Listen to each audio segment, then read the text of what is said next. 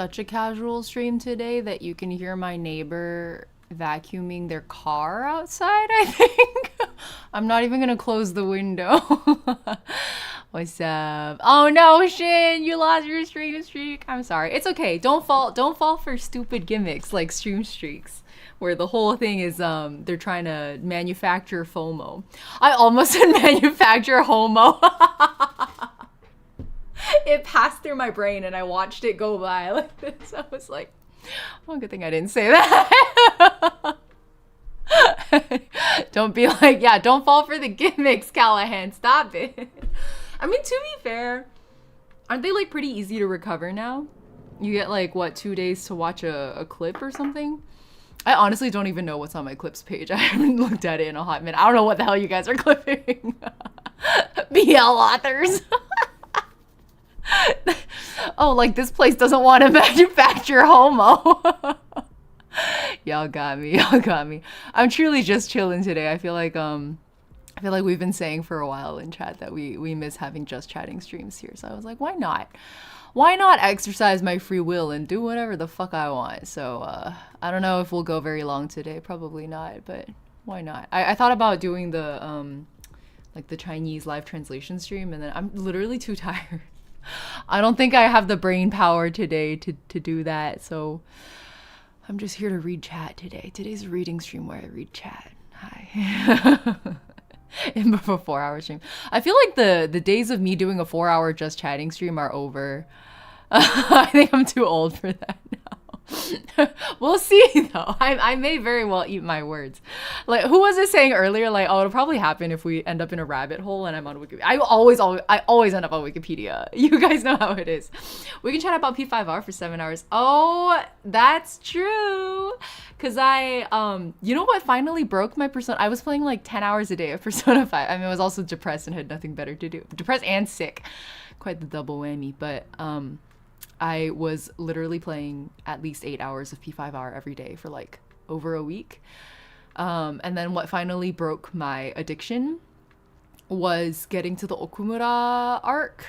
And without major spoilers, let's just say that the end of that palace, like the boss battle was infuriating. And then when I finally got through it, like a thing happened, like there's like a twist, right?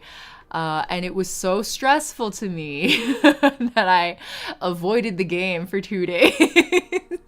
2 straight days. I would boot the game up, look at it, and then be like, oh, I'm stressed. And then close the game. I will gladly deep dive. I have 3 Wikipedia pages open and we can dive on any of them. The other thing I was like meaning to do and then never got around to doing was I wanted to go through my visual novels backlog with you guys and have you vote for the next one, but imminent plot stress. Yeah, I mean, I think it is stressful because you see it coming. It's not meant to be like a gotcha kind of a twist, right? It's like a plot development that you see coming from a mile away. Like, you know it's obviously going to happen. If you've been reading critically, you know it's coming. It's not, it's not like a surprise kind of twist. But you see it come from a mile away, and then it finally happens, and then you're like, oh, now that it's finally happened, I'm like stressed. And then because of the way the timing works, like you clear a palace, and then there's like a certain number of days, especially if you're like most P5R players, I think, who clear the palaces day 1. You have like weeks of game time to fill before it triggers. And so for like 2 weeks in game, you're like, oh, it's coming. Oh, I was suffering. And then I was stressed because my Akechi social link level wasn't at 8 yet, and I think you need 8 to get the true ending, like extra content. And it was like hard stuck at 7, and every time I went to Akechi, he was like, I'm busy. We can't hang out today because I'm busy. And then I was like, so how am I ever going to get him to 8 in time?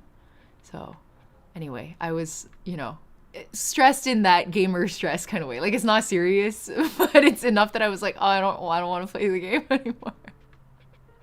When are we watching Dr. Stone again? Should we do a live Dr. Stone watch along? Wouldn't that get me banned on Twitch? Okumura Palace is not my favorite. Yeah, I I was like, am I crazy or am I doing something wrong in the boss battle? Like the palace itself was okay. The portals puzzle was like difficult but not unsolvable. It took me a little while, but I got it. And then I don't know, it was specifically the mechanics of the boss battle. Like, and I play on easy, and it was just like, I was like, I feel like I'm doing something wrong. CC is hello, JW hello, Severs hello. Just like Garrus in Mass Effect 2 trying to max his relationship only to be constantly told, sorry, busy right now, Shepard, for 30% of the game. That's literally what it feels like. And then I had to go to a Reddit thread and be really careful about like in a no, is there a thread where in a no spoilers way I can see if there's just like it's gated behind, because a lot of times there's like major events that are calendared in the game, like on November 2nd this thing happens with Akechi and only then can you continue to progress his social link. So I was like, well, Heartsaga 7 isn't too bad because I think you just need 8 for the true ending extra content versus I think Maruki is like 9 and what's her face? Kasumi's only 5, so she was really easy to max, but I don't know. I was just like sweating. I was like, do I need to reset? Does that? Yeah, Bruno, we're yapping. Hello. Oh, sorry, JW. We were discussing. I've always thought for our just yapping streams, we should have a thing. I tried this once where we kept a thing in the corner that was like, we're currently discussing Persona 5 Royal, you know, like with the current topic of discussion. And then what I discovered while doing that was that it was not like the topic changed so frequently and then often circled back on itself like so frequently that I couldn't keep it up to date. It was too much like metagaming. Again, hello, Akechi rejection streak for real. Okay, my opinion of Akechi is that he's so unlikable that it goes full circle into him becoming likable again. Oh shit. It's okay. Nothing broke. Like you hate him so much you can't help but like him. That's Akechi. He's so unlikable. Like the bro is so annoying. We are all ADHD for a reason. I was on private Twitter today, just talking to myself as you do on private Twitter, just musing. And I was like, man, I think it's really interesting that I've always made it a point to only have 3 rules. Like I only have 3 chat rules because I'm like, nobody reads. I know I don't fucking read chat rules. So if there's only 3 rules, nobody has excuses to not know what the 3 rules are. They're really simple rules too. And my 3rd rule is stay on topic. And then I was like, is it hypocritical of me to ask people to stay on topic in chat when I can't even stay on topic? And then I was like, well, no, it's just that like me and chat we're always on a topic together. It's just that the topic changes a lot. And then I was like, wait, then that makes this the easiest rule ever to follow because we're always changing topics anyway. So if you're just, if you're coming in with a new topic, but it's like tangentially related enough to the conversation, we'll ride with you. In which case, the people who are violating this rule are the kinds of people who come in here, it says first time chat, and then they say some shit like, hey Ying, what's your favorite color?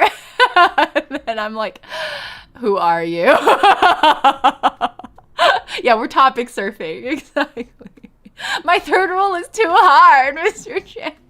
Moonlit, hello. 3rd rule is go with the flow. Exactly. Like, don't fight the currents, go with the flow. And don't try to make your own fucking current.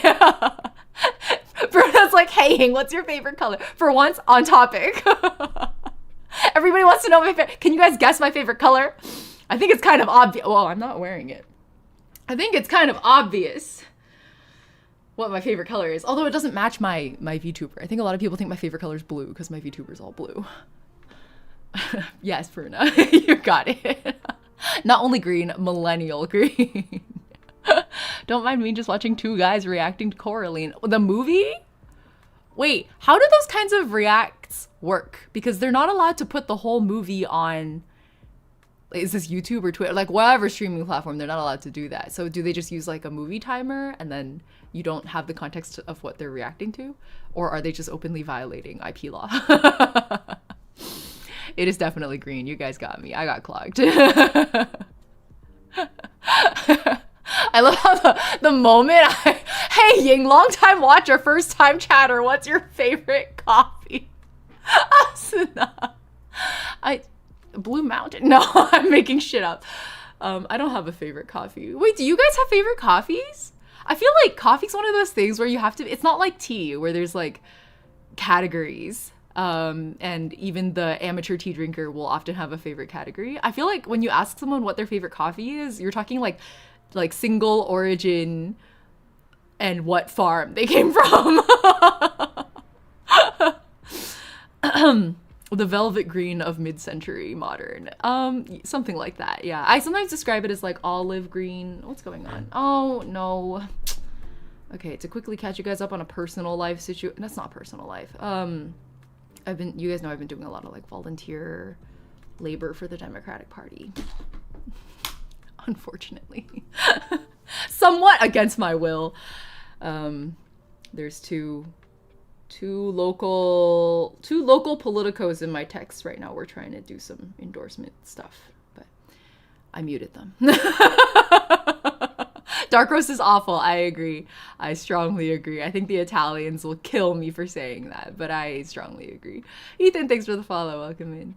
The joke answer is always, I like my coffee instant. You know, there's a camping YouTuber I follow who, for the longest time, I really like his videos because he's a little pretentious about his like food and drink preparation while he's camping. And one of the things he'll always do, he has this really wicked, like, I suddenly became like a 60s surfer, bro. It's a contraption where basically you can do pour over coffee camping. It's like a really cool portable setup.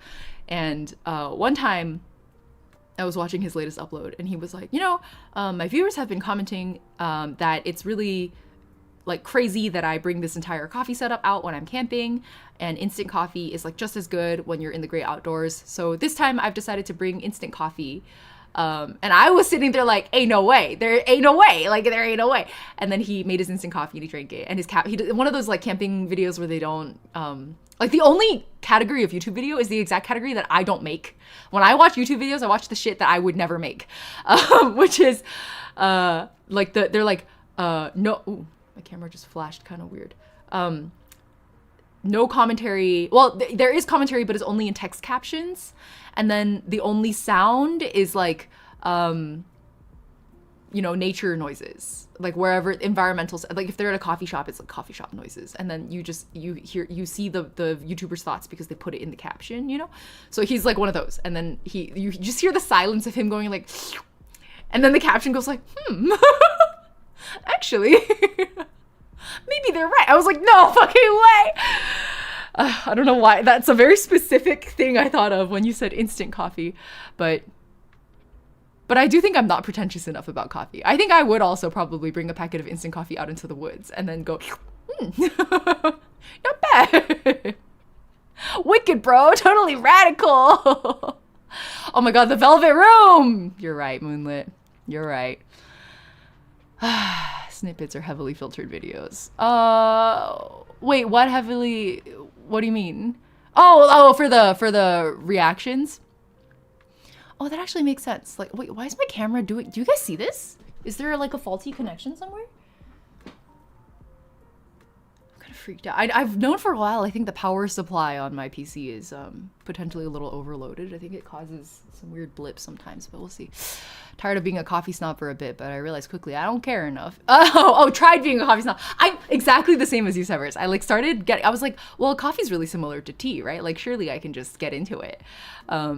And then I started like buying fancier coffee beans and like learning about pour over and different grind sizes and like which beans are more suitable for espresso and like all of the different types of espresso drinks and things like that.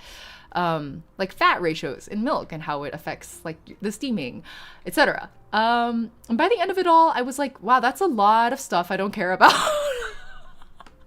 Like I know all this junk now, and I don't even have the palate to discern the difference.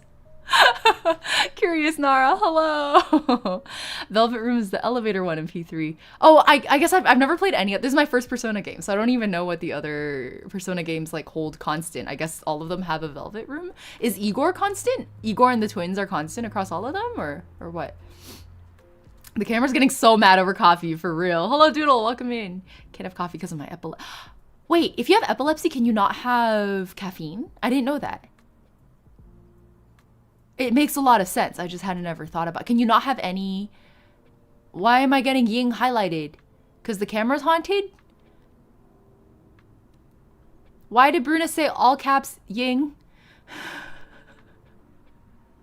Igor's constant, the attendant is different for each. Oh, so it's not always Caroline, and what's the other one's name? I just remember there's a loud one and a quiet one.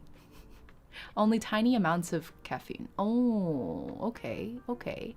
Burning Yandere, hello. Luca says, I'm still holding out for a P2 remake, but I'm glad P6 finally is happening, though. P6 is finally happening?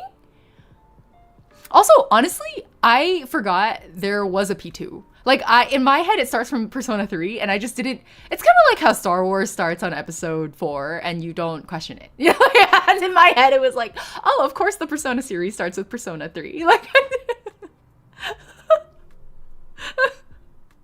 don't know why I never stopped to think, oh, maybe there's a Persona... Is there a Persona 1? Is there a Persona... Hold on. Persona 1. Oh my god, it exists! Wait, this guy looks exactly like Yusuke. Oh my god.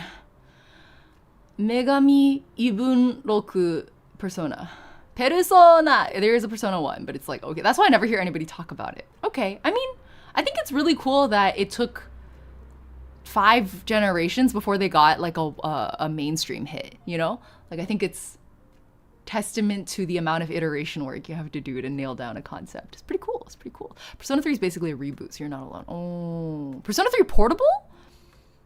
Oh, I can't, even in a Just Chatting stream, I can't keep up with you guys. I'm sorry. Had an ex who would low-key shame me for liking instant coffee. Okay, my take on people who are pretentious about drinks is that they're assholes. No. You can be pretentious, but don't be a dick about it. You know what I mean? Like, I'm really pretentious about tea. And for a few years before I was mature enough to understand this, I was also kind of a dick about it.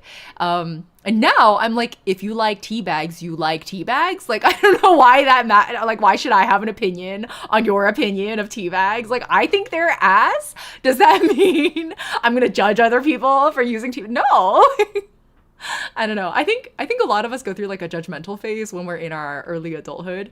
And one of the boons of becoming 30 is not only do you realize nobody gives a shit about you, you don't give a shit about anyone else, which is a really rude way to put it. But you know, the positive sides of it are great. It's because like we mind our own business and life is wonderful. Okay. Let me see what you thought it was Persona 5 as the start. Ocean's 11! Revelations Persona. Persona 3 Portable is the only one with a FemMC. Huh! Yeah, Luca, exactly. And like yucking others yum in general, which is a unfortunate turn of phrase, but it does make its point. I have a theory that a lot of people actually share that since 3 of the Persona games are so fucking similar that the first one you play will end up being your favorite anyway. Oh, and I felt that because I didn't get to finish P5 because it just got too familiar, not endearing enough. A lot of people said that about P5, but not P5R. Like, I've had a lot of Persona fan friends go like, oh, you're playing P5R. I never finished P5, the base game, because it was so boring. But I'm like, all of my favorite parts of P5R so far have been like, well, not all of them, but I think a lot of what brings P5R its charm is what I realize now are characters that were added in P5R. Like, Maruki, I think, is a really important through line for the game. I'm still trying to figure out what they're doing with Kasumi, honestly. Like, she has some really clear visual design decisions that make her some kind of counterpart to Joker, you know? And I don't get it yet. I don't want to spew spoilers left and right, but like, you know, the stadium palace, we'll just say, like, I went through that part. My camera's haunted. I'm gonna unplug it. Let me finish this thought first. I got through that palace. I'm just not really getting through a palace. Anyway, I saw the palace. And then afterwards I was like, oh, are we finally gonna get Kasumi? Like, for all 5 of her social link levels and in every conversation you have with her, she's not quite manic pixie dream girl, but maybe a little Mary Sue, you know? Like there's a facade and I keep waiting for her real character to come through. And then it doesn't. And then it just stays that way for like 6 months in the game. And then the palace happens and I'm like, oh, we're finally gonna get the real Kasumi. And then you just get more Mary Sue. And then I was like, what's the point? Like, where are they going with this? But I have a lot of friends who are like, just wait, just hold on, just wait. Like, Kasumi's coming, Kasumi's coming. And I'm like, why does everyone love Kasumi? Like, literally all I see right now is she's a fucking Mary Sue. Versus like Maruki, I'm like, it's hard for me to imagine a Persona 5 without Maruki. I kept waiting for her to be a person and she wasn't. Yeah, no, that's literally... Wait, is that a hint?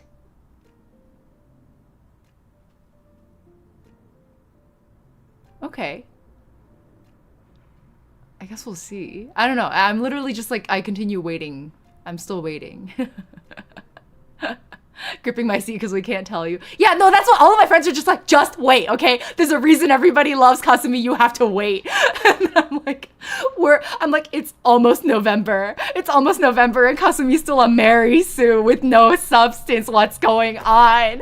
But like my friends who like have good taste, in my opinion, in games and especially in narrative games, they like love Kasumi. So I'm like, there has to be something here. Like there's no way my friends would like a Mary Sue the way that she's being presented to us right now. So yeah, exactly. It's like what Moonlit in YouTube chat is all caps, just wait. That's like literally what all of my friends are saying. They're just like grabbing me by the shoulders like, you'll see.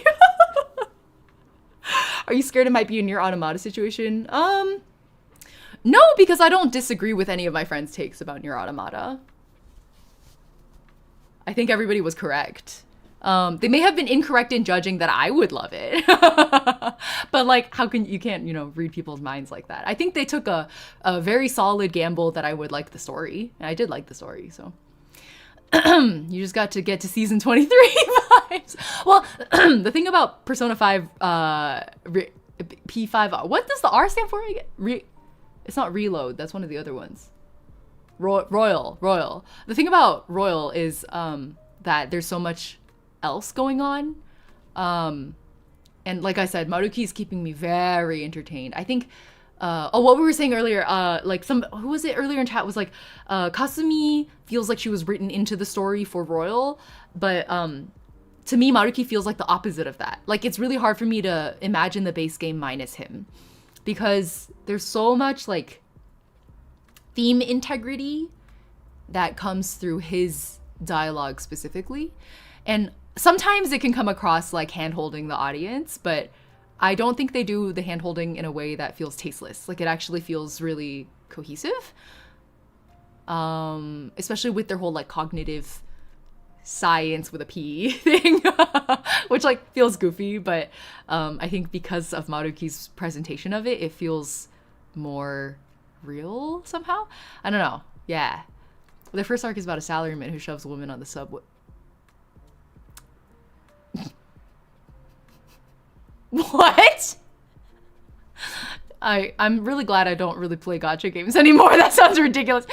Base game minus Maruki was not great. Yeah, that's what I keep wondering. Every time a really good Maruki moment happens, which to be honest is every time Maruki shows up on screen, I'm like, wow, that was really good.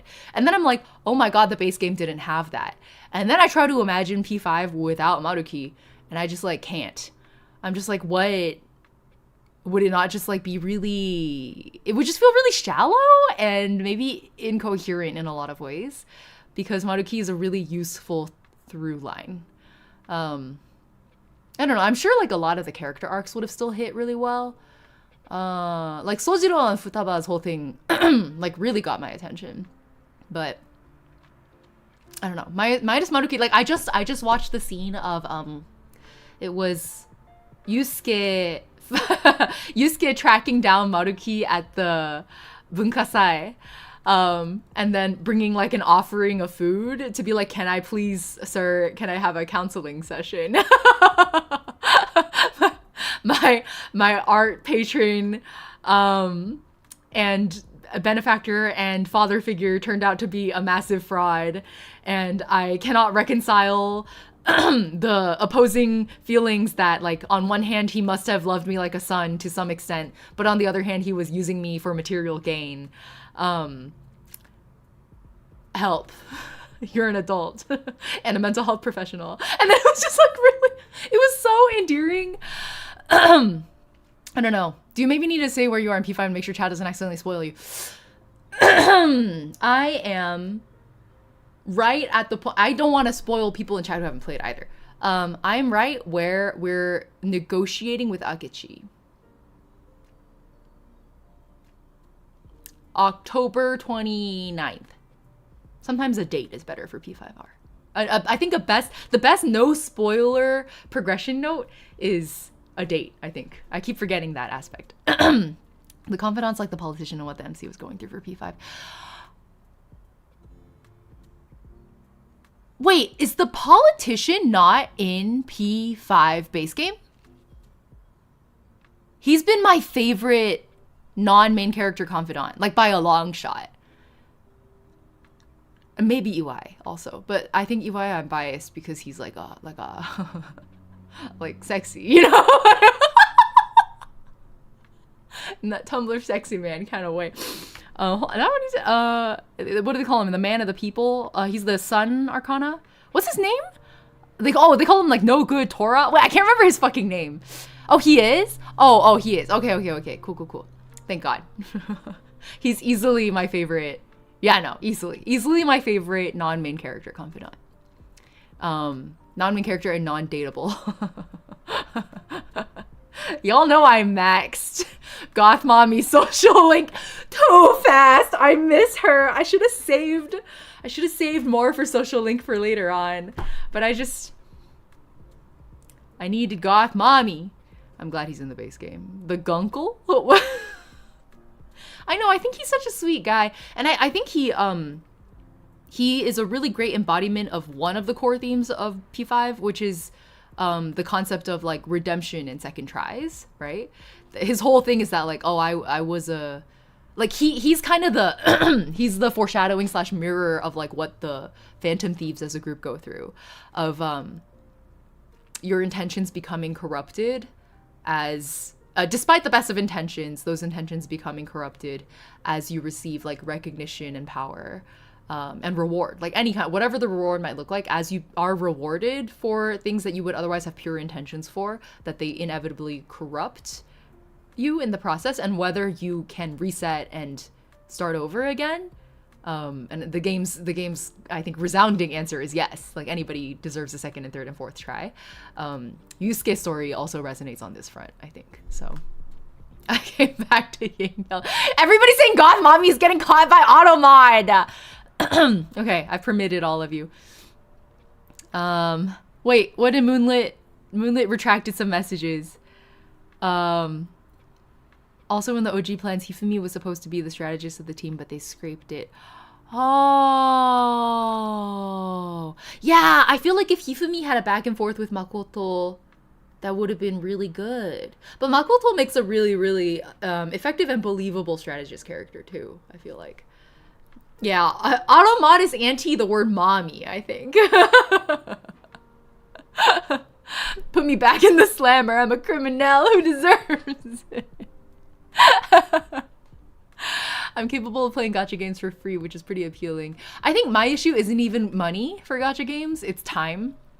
The fact that there's very few gacha games in existence that respect your time at a base level is the problem for me.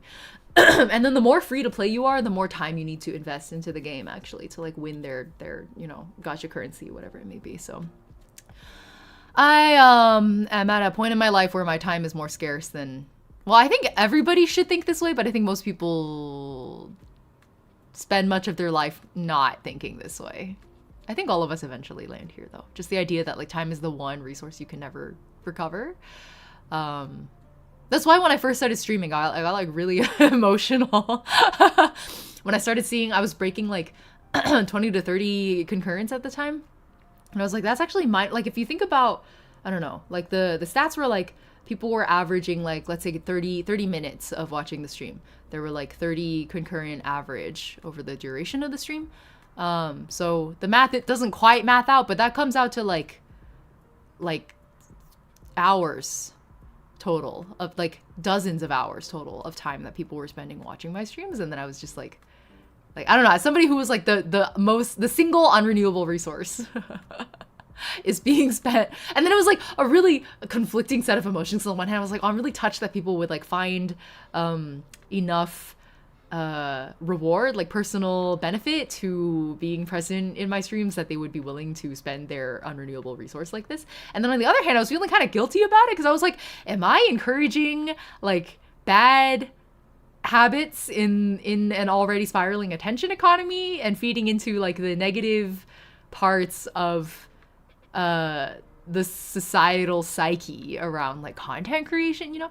Anyway, long story short, obviously I've landed on fuck it, I do what I want. My time is worth very little since I'm quite useless. No, Corin, everybody's time is worthwhile.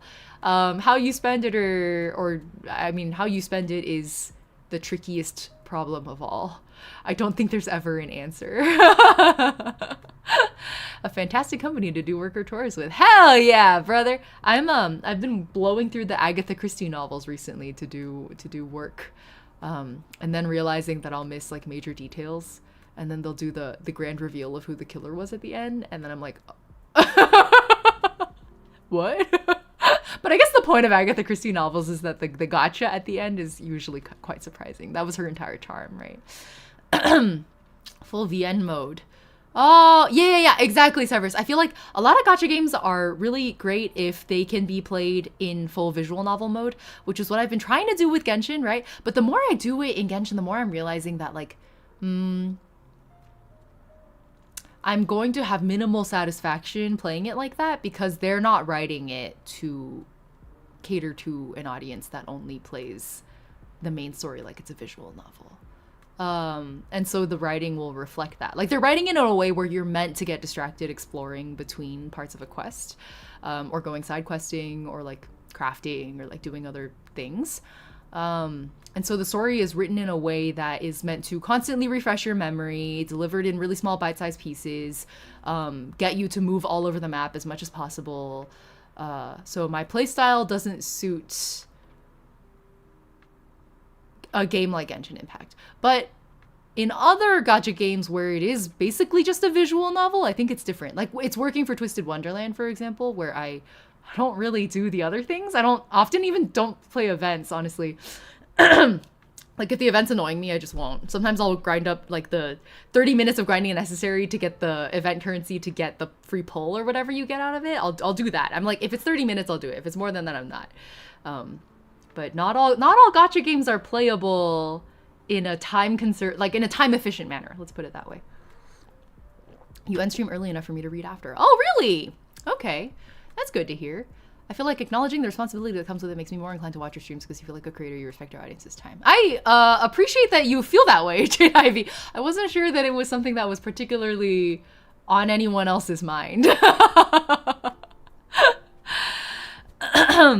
Wait, what was an anime? Oh, Danganronpa? It did get an anime, didn't it? Was it any good? I was one of those Danganronpa, I call it Dingus Rompus. No, I call it Dang It Ronpaul. I didn't play it per se. There was, the OGs will remember. Actually, is it still up? I don't know. There was a Tumblr, before it was globally available. There was a Tumblr of fan translations, and it was literally just screenshots of the game and then the translation. And I read the whole Dang It Ron Paul downplay Rhombus. Exactly. It's giving like benefactor cucumber patch.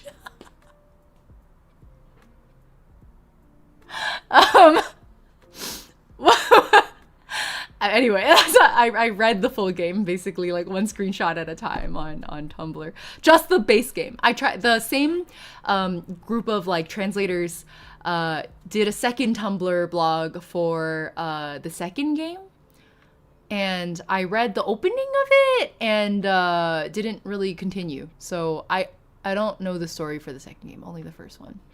Alejandro, hello! You didn't miss anything. We're just chatting today. So we've mostly been discussing Persona 5, a content creator's responsibility to their audience in terms of time and attention. And I don't know, probably a variety of small topics peppered in between. Like why Automod keeps banning you guys for saying the word mommy. I don't know how many times I'm gonna have to permit the word mommy before it's fully allowed. The pandemic really wrung us drive socializing to the point that we're in the constant need of connection, even if not physical, even if not personal. Oh, yeah. Yeah, the more we found it to be easier to fill our cups through people who literally make their livelihoods being there for other people, the less we put into effort to make in-person connections. Yeah. Which is why, Callahan, I like, after people started being able to go out more, and like, I don't know, touch grass, I guess is what we always say, right? And we saw like viewer counts dropping across like everybody, basically, except the absolute superstars. At first I was like concerned because I was like, am I doing something wrong? And then I was like thinking about how my life and all my friends' lives were changing around that time. And I was like, no, people are literally just not on their phones or on their computers as much. Like they're out in the world, and that's a good thing. And if that comes at the cost of me not being able to be a full-time streamer, okay, like I think that's a worthy trade-off, you know? So I don't know. I think someone with my philosophy will probably never make it in content creation, and that's just how it has to be. I was like kind of sad about it for a while, but nowadays I think I've accepted it. Trying to force change by cohesion. I had to hit permit again, Bruna. What do you mean getting modded just because of typing mommy? Are we not allowed to mention who's Rhea Ripley? Started getting less satisfied by actual human interaction, not always going their way. Oh, as in like AI psychosis, Asuna? Oh, House in Fata Morgana. How do you pronounce that, Luca? I don't know. I just bought the game because it was on sale like 2-3 weeks ago or something. It's been on my Switch home screen for a while. So I think a lot of I've had multiple regulars. No, I have no personal friends who've told me about it, but I have multiple regulars in chat and in the Discord server that have been like, you need to play the House of Fata Morgana. Like, you don't need to stream it, it's too long, but you will like it. So I bought it when it was on sale. But it does look long, so it might take me a while to get to. We'll get there, I guess, eventually. Oh, so the dang it wrong, I almost said it again. The Danganronpa anime was not good. I heard it was kind of like the Dramatical Murder anime, which was also not good. You're too honest to be a merchant, but it's probably for our own good that we go with what we feel like. Yeah, exactly, August. I mean, it would be nice. What I keep landing on is that it would be nice to make full-time music work. But given how, like some recent algorithmic changes, I think, it's like harder and harder now to stand out if you're not already established. And I unfortunately spent the good algorithm years doing some gaming bullshit. In retrospect, probably should have been doing music instead, but I was mindlessly following the flow due to sheer burnout, and so that's what happens sometimes when you're letting yourself go on autopilot. But I like missed the wave, as it were. So it's probably too late for that, at least in this era. That's okay too. I'm having a lot of fun. I actually just finished writing a song with fakes again. This time it was like, I don't know, like 80% me doing the top lining, and it turned out really good. Should I leak some of the... Oh my god, wait, you guys are gonna laugh at me. These lyrics are actually kind of cringe. I'm gonna fully leak like the cringiest stanza. Okay, I'm gonna read you guys the bridge. The bridge has a lot of layers in it. It's like meant to feel like a cacophony. You're actually not meant to hear any of these lyrics. Like, you're not gonna make it out. But the concept of the song is like a... It's like a... Think of it as like a end of the world cataclysmic death cult chant. So the bridge reads, once a gently fading memory, now it's loudly resonating. God above, I'm only asking, are we truly left with nothing? May the fields be sown with plenty, fattened by our corpses piling. Might we ever be remembered, sounding out our doubts and tethers? Bear that cross of broken burdens, christening or crucifixion, paths of progress paved with ashes, lest our pain be unreplenished. I wrote this in like, it was like I went into a trance, it like flew out of my fingertips, and then I sat back and I read it, and I was like, which Chunibyo ass neuron took over in that moment? Like, it sounds so good in the song, but when you read it out loud, you're like, literally, what the fuck? Oh, bye, Moonlit. Sleep well. Enjoy your friend time. What in the Genshin death cult? For real, for real. Yeah, that I like full scent on the concept, I guess. Which, you know what? Why not? And then on top of that, I have another line that's going. There's like some Eden, Garden of Eden imagery. And then we had a constant like the buoyant like rising air of a raging bonfire kind of imagery was also throughout the rest of the song. So you're meant to imagine everything on fire.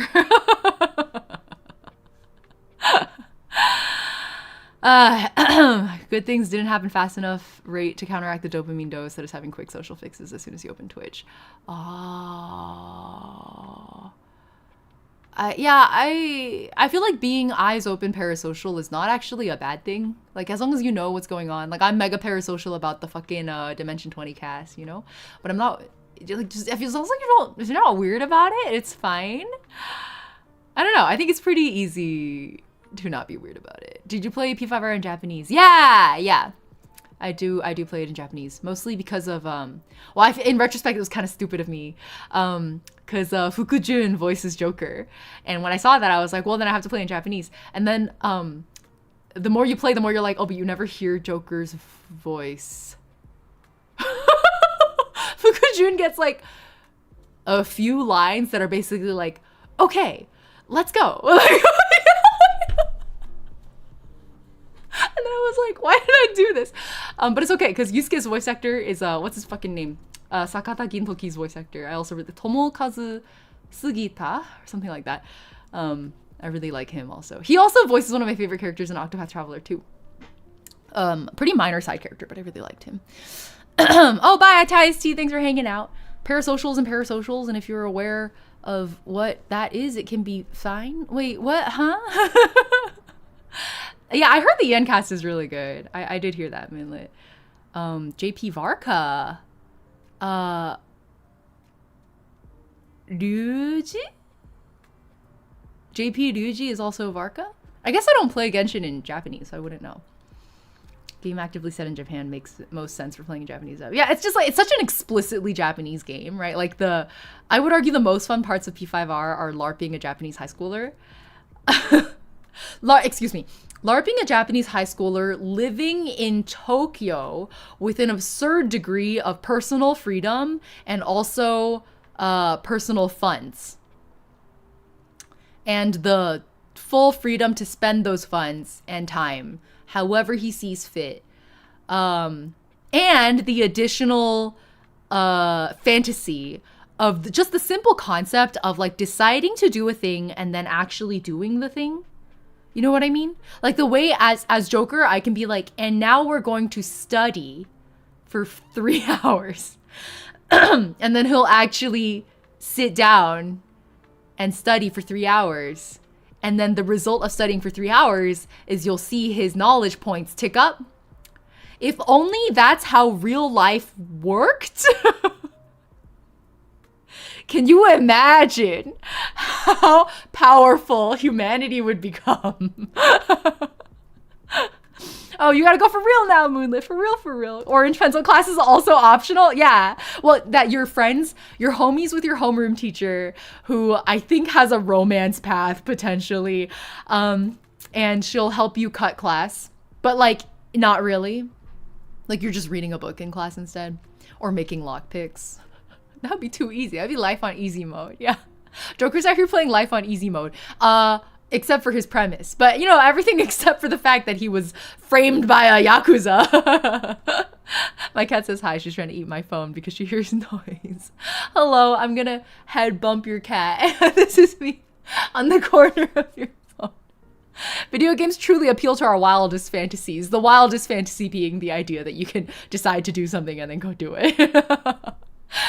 What, palaces and personas and the superpowers you get from doing that? Nah. That's, you know, those are normal fantasies. No, the wildest fantasies are seeing immediate improvement as a result of your dedicated effort, and the dedicated effort not being interrupted by literally any distraction. Shall I decide to clean for 3 hours right now? Although I have been joking with my friends that playing Persona 5 is actually teaching me like some good self-care habits.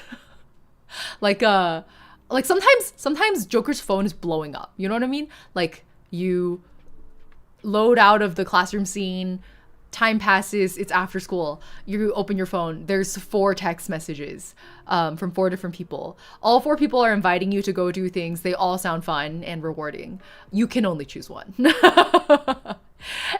And some of these offers, like, you might be able to revisit at a later time. Some of them are like, this may be a special event and you have to figure out if it's your one chance. Sometimes you ignore all 4 invitations and go read a fucking book instead. And I'm like, that's how I need to think about my time. Because I feel like, I don't know if I told you guys this. I realized that my recent depressive episode, it was like not the worst. It was long, but not like deep, if that makes sense. Just very boring, like a very long period of time where I was very bored, very painfully bored. You know, it's not a lie. I think light depression is really different. It's like a mediocre depression where you're like, well, I'm not gonna kill myself, but I can understand why I might want to kill myself because nothing is interesting. And that's kind of the extent of it. Anyways, that's where I was for like 6 weeks. And I was like, why? Like, as somebody who generally gets seasonal depression, what triggered? And I always have a stint in the summer, and I never quite figured out like what. And I know it's not seasonally related, but somehow it always happens over like July-ish. I was like, why did it happen again? And I realized it's because every year in May and June I overbook myself, because May is like, it's April, May is convention season, June is Pride Month, and then there's always like a lot of events and activities and like social things, and then people visiting because of conventions, like Off-Kai, Fanime, SakuraCon, whatever. I literally socially overbooked myself, and I'm an introvert, and I guess it's like so obvious in retrospect, but in the moment I was like, okay, if I'm an introvert and I have a social battery and then I majorly overextended my social battery, does it not make perfect sense that I would become very depressed? Like, if I more than doubly overextend my social battery over an extended period of time, in this case 3 months, like April through June, of course every July I'm depressed.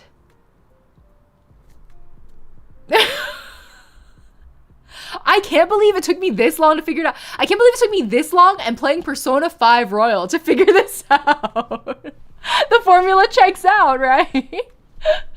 Nobody asked me to hang out. Oh, you know, I feel like the opposite problem is just as bad though. Like, if I didn't have the baseline level of social interaction, then I would also be depressed for like the opposite reasons, you know? Because even an introvert needs social connection.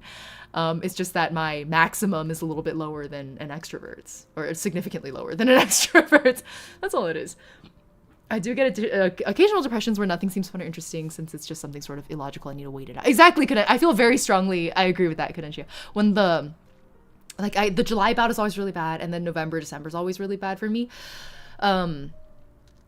But outside of those months, the depression episodes that hit tend to be on the lighter side. Like, if I just wait a week or so, they'll usually pass. It's just really annoying that we have to wait a week, you know? Like, I wish there was something I could do to pass the time.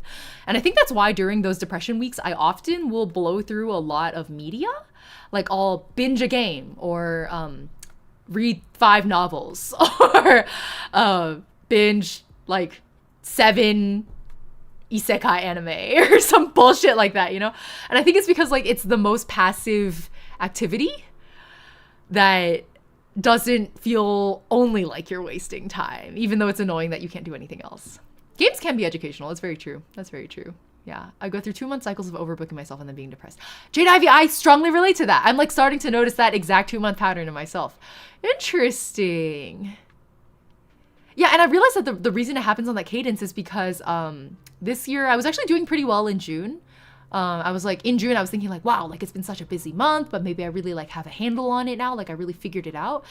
And then I realized what happened was that because I knew I was going to be really busy in June with like Pride Month obligations, because of all the local organizing shenanigans I do. I was like, every time somebody came to me to be like, hey, you want to like hang out? Like, let's catch up. I'm going to be in town for the first time in a long time, et cetera, et cetera. I would punt it to July. I would be like, June is really busy for me. Do you mind if we do July instead? And everybody would be like, yeah, sure. We would do July. And then, of course, what that meant was July came. And then I had to honor all of those obligations. And then I was like, fuck. So I spent all of July. Actually, the first week of July was like heaven because everybody was at Anime Expo and I wasn't. So I had a really quiet, blissful week. And then got slammed. July was horrible. The rest of July was really bad. So then by late July, I was horrendously depressed. And then early August was also not good. I think just starting yesterday, I started to feel a little normal again. Still not normal, but getting there. Like when you can tell you're past the inflection point, that's like where I'm at right now. I don't like doing things that I enjoy during depression, since during depression I won't appreciate it. Exactly. Exercise or oh wow, interesting. I guess I like exercise, so I wouldn't. And it's nice. I'm glad that works out for you, Ganesha, because exercise is, you know, medically proven to counteract depression. So my thing with exercise is that I know I enjoy it, and when I'm depressed, I literally can't get myself to move. I'm like literally prostrate on the floor. Like I can't get up. So I don't know what kind of kick in the rear. Maybe I just need a friend to like drag me out the door or something like that. Tend to replay or rewatch the same things. Oh, is it like for the comfort factor? Because there's no surprises. It's like something you already know. I have done that before too. I don't know if it just made me even more depressed though, which is why I never did it again. Problem with isekai in general is that bleeds through a lot of the same tropes into fantasy anime more broadly, along with the abstracted video game elements, even for ones not ostensibly set within a game. Yeah, exactly. It's like, there's a lot of fantasy anime out there now that, it's interesting because it kind of goes both ways, where I've now watched a few really good fantasy anime where they use the isekai premise to bring in an audience. And so I went in there kind of expecting isekai slop, and what I ended up getting was like quality fantasy. And I was like, I mean, I'm not mad. I'm not mad about getting baited, but I am a little sad that this is the kind of attention grabber people have to resort to now. Like imagine if something as good as Dungeon Meshi needed an isekai premise. I would have been really sad. And then, unfortunately, because they like use the isekai premise to grab more of an audience, it also cheapens the perceived quality of the show, because it's using such a cheapskate premise. So, I don't know. Like, it's like shooting yourself in the foot for profit. And then it kind of, you know, mega backfires because you shot yourself in the foot. I guess that's not a backfire. That's just a fire.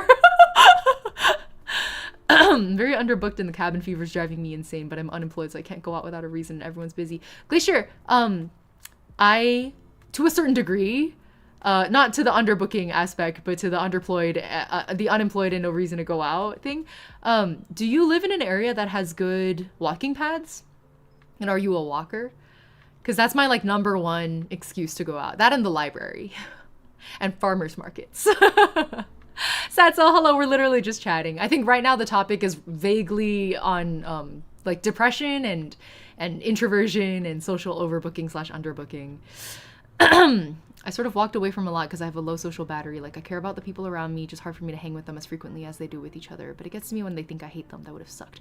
Luca, oh my god, I relate a lot. Like there are times where my introvert battery is so exhausted that I like can't be at the friend events that I really wish I were. Like not in a FOMO kind of way, but often in a like I want to be a better friend kind of way, if that makes sense. And so I like feel guilty that I don't got the spoons in that moment. But I think if you have good friends and you're upfront with them about it, people are very understanding. Like when I think about it in the opposite direction, like I have a lot of friends who I see once in a blue moon because they're introverts and it's really hard. It's like famously hard to get these people out of the house. And never once have I ever assumed that they are like that. The reason I don't see them is because they hate me or because they don't care about me or that they're a bad friend. Like, I've never made those assumptions about other people, so then why would I assume that they're thinking that about me? And then once that became clear in my head, I was like, oh, well, this double standard is kind of stupid. Why can't I be like that person that I never get to see, but I still love dearly as a friend, you know? I don't know. I think it's, I think we hold ourselves to higher standards than we hold other people. And that's like a pretty common human condition situation. Yeah. I'm a walker, but no public places to walk. Oh, no. Yeah. That is one thing I take very much for granted about my living area. Like in NorCal in general, Northern California has a lot of really good walking spots. And then the more in those moments where I realized I was taking it for granted, I like always remember that other places don't got that. So I'm sorry that's the case. I'm like, okay, wait, maybe other people in chat can help out. If you live in an area that doesn't have really good walking areas, what is an activity you can do that would replace something like walking?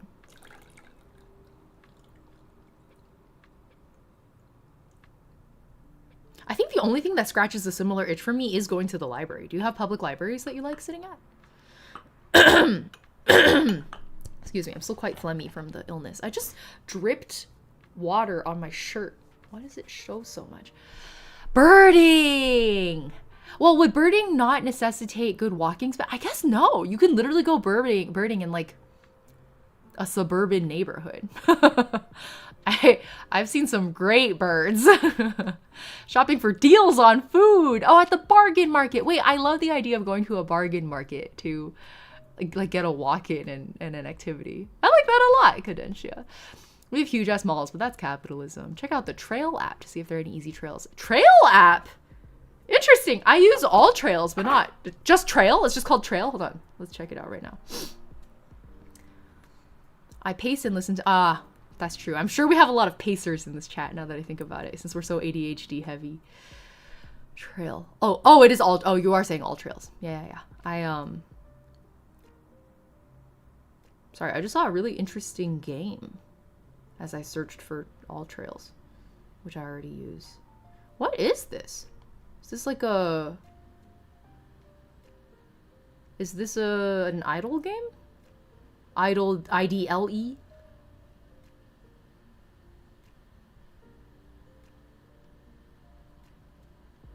Nope. Sorry. I was looking for Trail, and then it came up with this game, which is called The Trail. And then there's like... It has a really interesting art style. I like it. Anyway, I'm not gonna install more mobile games. That's not allowed. Birding is like fishing. You just camp and wait and relax. Yeah, that's a good point. That is a really good point. I guess I usually would go to a local park though. You know what I mean? Which by the time you have a local park, that means you also have a walking space. I've played that game. Do you like it, Callahan? What's the correlation direction out of curiosity? Do people who left home have more energy? Wait, for Stippies, I've noticed there's a correlation between energy to go out and my friends who left home for a while permanently versus those who never left. Oh, I'm curious about the direction too. I guess I would guess that like people who left home for a while permanently go out more. That's my assumption. All trails is worth with bad trails so you don't get lost. The number of times I've made a wrong turn on all trails despite having the app. I think the funniest part is I'm good at maps and I'm good at I have a good sense of direction, and yet when it comes to navigating, I'm bad. I don't like the moment you put me in the like if I'm leading people, I will lead them astray. If it's just me, I got this. I don't know what it is. Oh, yes, thank you for... I think somebody got the bot. Or did Satsol? Are you accusing Satsol of being the bot?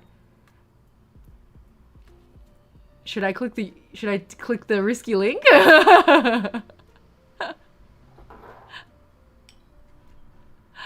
I'm not going to, just because it's out of I almost said out of order. I've been in too many Robert's Rules meetings recently.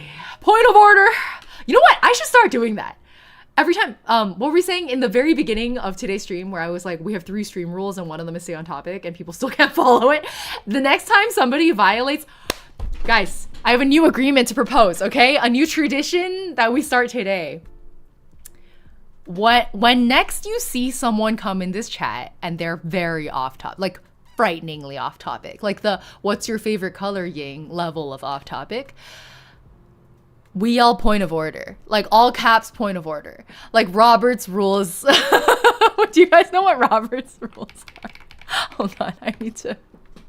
Okay, if you guys have ever been in a meeting where somebody was like, I move to pass this decision or whatever, like I move to pass the minutes as written, blah blah blah, and then somebody's like, and then the meeting chair is like, do I have a second? And then somebody on the floor is like, I second that motion. And then all opposed, aye. All in agreement, all in favor, aye. All opposed, nay. Bang bang. Like we, like the chair rules that passes unanimously, etc. Those are Robert's rules. And one of the things when somebody violates Robert's rules of order, is you can just stand up and go like, point of order.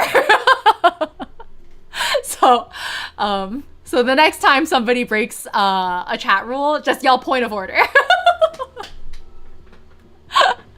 But no worries. I can understand why Peach thought that was a bot. All good, Satsuel. Thank you for correcting. The aforementioned Japanese expats I hang out with and give tours to. Oh wait, sorry. What was the earlier? In my experience, if you don't come from a major city, wait. But what is the correlation direction, Stippy? You still haven't confirmed it. People who left home have more energy to like leave, basically. Just like maybe the basic premise, belief, like a core belief that you have, that it's worth leaving home to go out into the world and like do things, basically. I can kind of see that, actually. I'm a great sous chef, never executive. Where is this coming from, Karma? Sorry, I'm just scrolling up and catching up with chat real quick.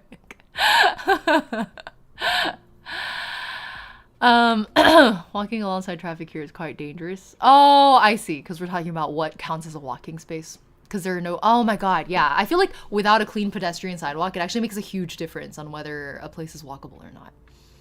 Like, my favorite, hopefully this doesn't mega dox me, but one of my favorite breweries in the area is technically walkable from my house. But the walk there is so, like, there's no pavement for half of the walk. And like some really, not like super shady, but like kinda shady, like highway underpasses and stuff like that. And by the time you get there, you're like, that wasn't a very pleasant walk. And it's not like an urban, like if you walk in the city for half an hour, you like see a lot, you know? But when you walk in suburbia for half an hour, it's just like the house A, house B, house C, house A, house B, house C. House A, house B, house C. Oh, a warehouse. Like, it's not exciting scenery. Karma paid $2 to ask my favorite color in YouTube chat. Karma, we already answered this question. Pay attention, okay? Pay attention. Getting lost is part of the experience. You're right. You're right. Competitive map reading. Orange pencil. What does that even mean? Can you elucidate what competitive map reading is? I won't Google it. I'll wait for Orange Pencil to explain. But you still have a bad sense of direction. I think that's really cool that both can be true, though. For the trail, it's aight for people who like low-stakes games. It's a slightly interactive walking simulator where you're a pioneer in a new land looking to find a fortune in a home. The art is pretty, the music is calming. It's interactive in the sense that you drag materials to make stuff with from the surrounding area to your bag and trade with fellow travelers, earn money and such. Oh. Yeah, that sounds like the kind of game I might play if I was actively looking to waste my time. Which, you know, sometimes you're in that kind of a mood. If Rainbow is in here, you're probably doxxed now. A Ying trivia. Wait, like maybe I can do this for my next anniversary. I skipped this year's anniversary, but for next year's anniversary stream in like March or April, should we do a Ying trivia night? We play Jeopardy. I guess we'd have to do it through like Quip. Wait, what's the quiz? What's what? Kahoot? We'd have to do like a Kahoot thing, but probably have to, sorry, I just saw Sapporo's fur like float past. Kahoot, we'd have to do like a chat Kahoot, and then the top 3 winners like win a prize or something. Ying's trivia question, what's Ying's favorite color? We'll make that the center tile in the bingo board. Who knows their streamer? What kinds of questions could I even put on that you guys wouldn't already know? I feel like we've talked about everything. Oh,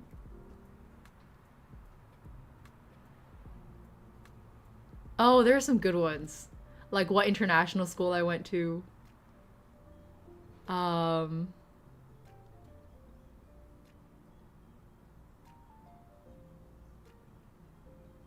I don't know. Some of these are too esoteric. I actually can't really think of anything that good. Parasocialism contest. Yeah. We'll put the Bugs Bunny, like, our parasocialism, like, communist meme over. Ying's favorite color is dark roast. Do I have a least favorite food, Thanatos? This is a good question. Do you guys have a least favorite food? Like, if somebody asks you, is there a food you just straight up hate? I have a lot of friends who would just say cilantro.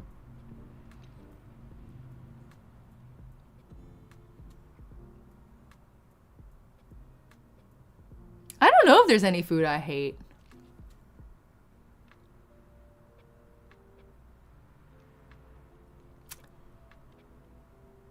Maybe like raw ama-ebi, like raw shrimp. Raw shrimp makes me gag.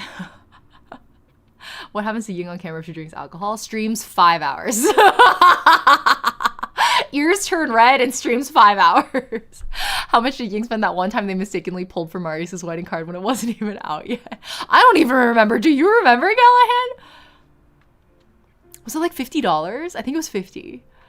Mushroom / eggplant, but that's mostly because of the texture. I also used to hate mushroom and eggplant for the texture. And then I finally had mushroom and eggplant dishes or dishes that incorporated them where the texture wasn't bad. Have you ever had like a really thoroughly roasted eggplant? Southern Chinese style with like a copious amount of sweet soy sauce and ground pork and usually like some kind of cooking wine, like meeting or something like that. It's crazy. It's so good. The first time I had that dish, I was like, okay, maybe I don't hate eggplant. Ooh, raw onion texture is I can see that being divisive, yeah. And raw onion flavor especially, isn't it like really strong? I really don't like bok choy because it's my mom kept making it then promising she wouldn't do it again.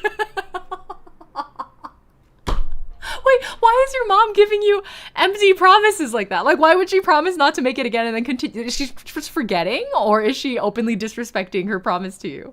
It's a little hard to understand. Oh, I don't like stinky tofu either. Yeah, I don't like durian. I don't like stinky tofu. I don't like pungent foods, usually. I'm okay with some papaya, even the more pungent ones. Boiled potatoes. I hate boiled potatoes with a passion. Orange Pencil hates bananas. $50 sounds about right. I think Orange Pencil would remember if no one else. What's Kovi? Bitter, and I tried cooking it again after I grew up because I grew up into liking sprouts by cooking them different, but it was still horrendous. I also think, isn't it like scientifically true that our taste buds change as we age? So then it's not just a question of like the preparation method, but also literally our perception of the food changing. Like a lot of kids hating broccoli and then growing to like it over time. The Leopard Gangster Marius card is on rerun. Well, thank God I haven't signed on to Tears of Themis in like 4 days. I'm taking a quick break. I think my monthly pass is still active, so it's probably not a good time to take a break because I already spent money, but oops. It's called Belgian Endive.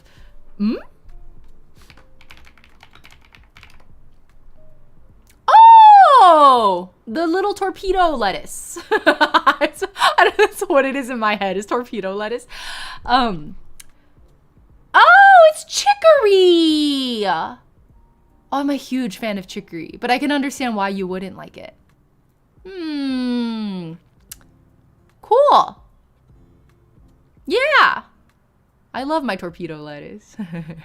It's like kind of like a Napa cabbage in my head, like a spicier Napa cabbage. Does that make any sense? If there's anything I'm gonna just pretend to like to rep Taiwan is shaved ice. Ooh, wait, you don't like shaved ice?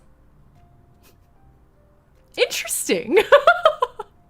Cooking stream I technically still owe Kami a cooking stream. I was looking, I like posted the Bansanka short cover finally got posted, I think yesterday. And I was like, oh, I think that's the last of my charity stream redeems from like March or whatever. And then I went to the list of charity stream redeems that you guys had so generously donated just to double check. And it was like cooking stream dealer's choice Kami. And then that's when I realized, I was like, holy shit, I used to do cooking streams like pretty frequently. This is like, Kami literally said dealer's choice. Like I could cook whatever I wanted, just a cooking stream. I do have your, was it chalupa's recipe? I have it. I don't know that I'm gonna be able to source the ingredients. It's a little bit troublesome. So we'll see if my mood allows for it. But the fact that I haven't done a cooking stream in like almost half a year, kind of crazy. I think I owe a lot of cooking streams. I think it's because I've just been cooking a lot. I've been cooking a lot of bullshit recently. What's the most recent abomination that I made? Oh, yeah. I took my mom's leftover Polish, oh, sorry, not Polish. I took my mom's leftover Chinese style oxtail stew. And then, oh, you, hello, you summer's vermin. The vermin have come to wreak chaos. Hello, Raiders, welcome in. How was your stream, you? Let me do a shout out. YouTube side, just so you guys know, we had a raid. Hold on, let me do a shout out. You summer's vermins have come to wreak chaos. Pragmata. Oh yeah, you were starting a new game today, right? I think I saw you tweet that. Oh, yo. 为什么？谁? Oh, 1 second. I think my mom's calling. Hello? 我在直播. Okay. All right. Bye bye. Okay, bye. My mom somehow always manages to call me when I'm on stream. I love your hair. Thank you. Thank you. Recently touched up. I've been called Shadow the Hedgehog many times. It's honestly it's a lighter red than I would like. It's like almost giving orange, you know what I mean?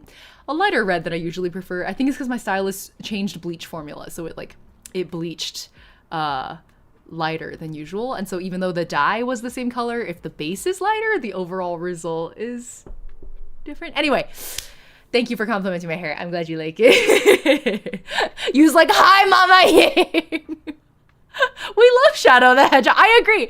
When I was first called Shadow the Hedgehog, my first reaction was like, how dare you? And then my second reaction was, wait, what an honor. Okay. Anyway, I hope you have been enjoying Pragmata so far. Is that one of those, is that a horror game? Hold on. I'm actually just gonna look it up. I feel like I've had my eye on it for a hot minute. It's the one with the little girl. Yeah. Oh, it's sci-fi action adventure. Okay.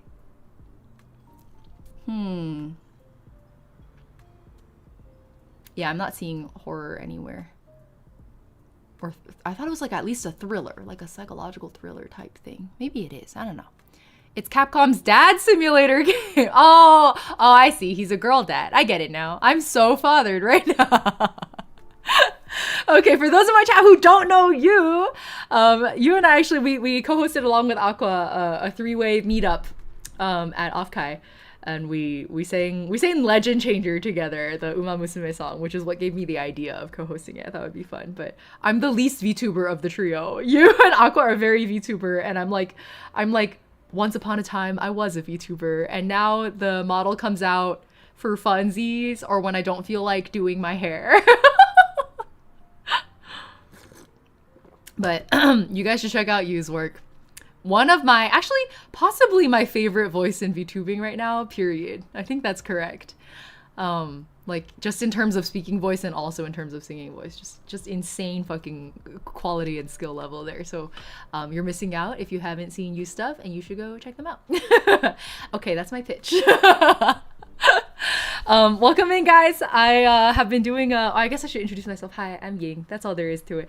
We're doing a just chatting stream today, so it probably won't go over 2 hours, but we still have a good hour left or so ish. I've been kind of like, I guess I was like, I used to always hesitate to use the word, and then I was like, I'm literally diagnosed. I can just say it. I've been having a bout of a depressive episode over the past. I think it really breached the boundary of becoming officially a depressive episode 2 weeks ago, and then started getting better right around 2.5 weeks ago, almost 3 weeks now. Started getting better right around yesterday. And so since my energy levels are still a little, I think it's pretty funny that what you're witnessing right now is me at a low energy level, but it is.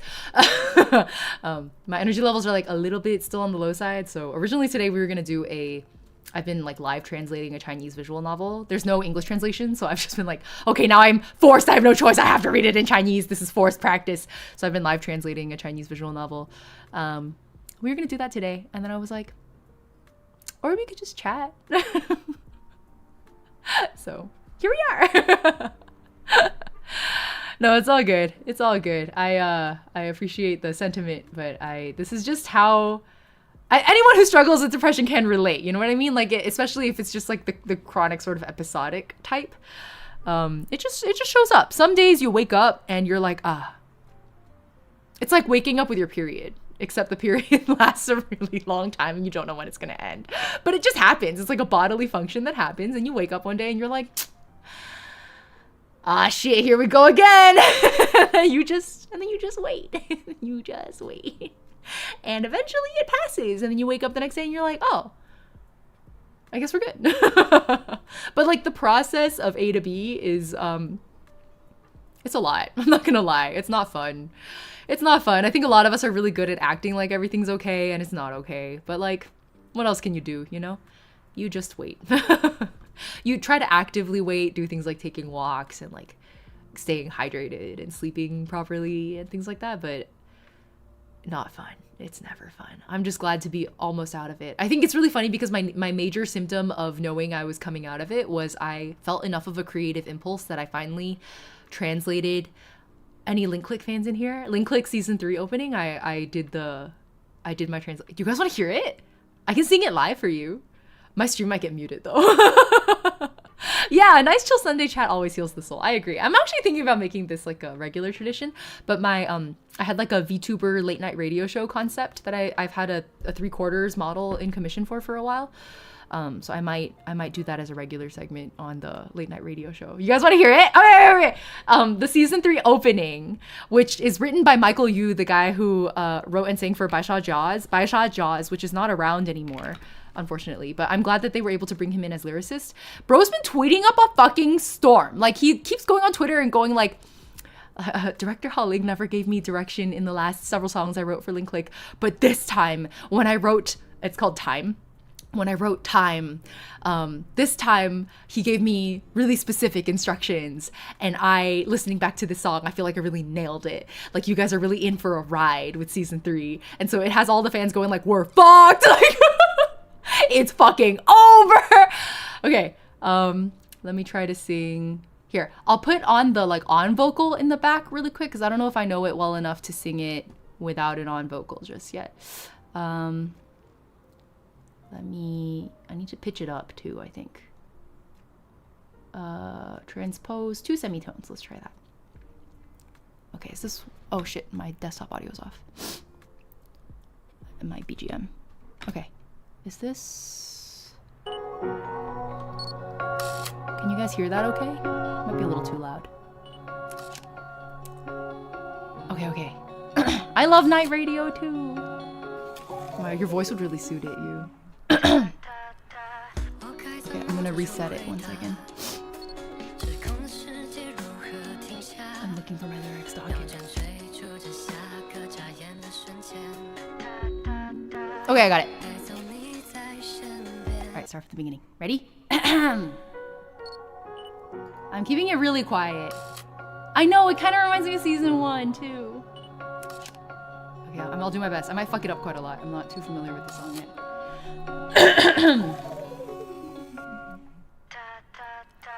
I try to gather all my thoughts Took a crazy world and somehow hit pause as the second-hand chases the blink of an eye. Taking you from my side, reliving all the memories. Never felt quite right to me, but I don't want to let the past dissipate. No, it's so much we still have to say. Flashing lights can't freeze time in the frame. Tell me it's alright, I just need time.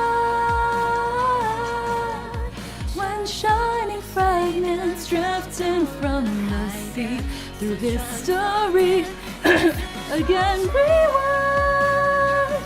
The words have vanished from my mind, so smiling will just apologize. Never thought we'd say goodbye. I really don't know this song that well yet.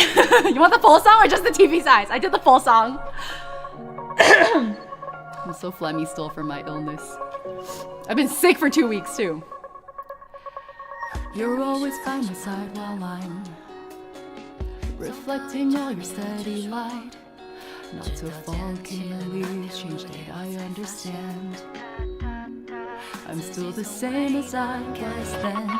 If only loss can help me learn. If only change can help me earn. That time I moved without thinking twice. Guess I'd already made up my mind. Stop thinking about it. Close your eyes, fighting the tides. Dive back in time, eons submerged by the deep sea. Even a retry won't free me, even if history can't reset until we next survive through the darkness. Please don't let me forget again. Something like that. I just need time. When shining fragments drifting from the sea through history, again rewind. The words have vanished from my mind. Never thought we would someday say goodbye. I think I fucked up the syllables there. Anyways, you got the idea. Are you proud of me for the references? I was like, I have to put the lyrics for Dive Back in Time in here somewhere. It's very important. And then I also included, Overthink already has a reference built in because of Stop Thinking About It. And then I built in a few references to, I think there's a Vortex reference in here. And of course, Dive Back in Time. Yeah. I love how you hit your high notes. Thank you. They're breathier than usual and phlegmier than usual because I'm still sick.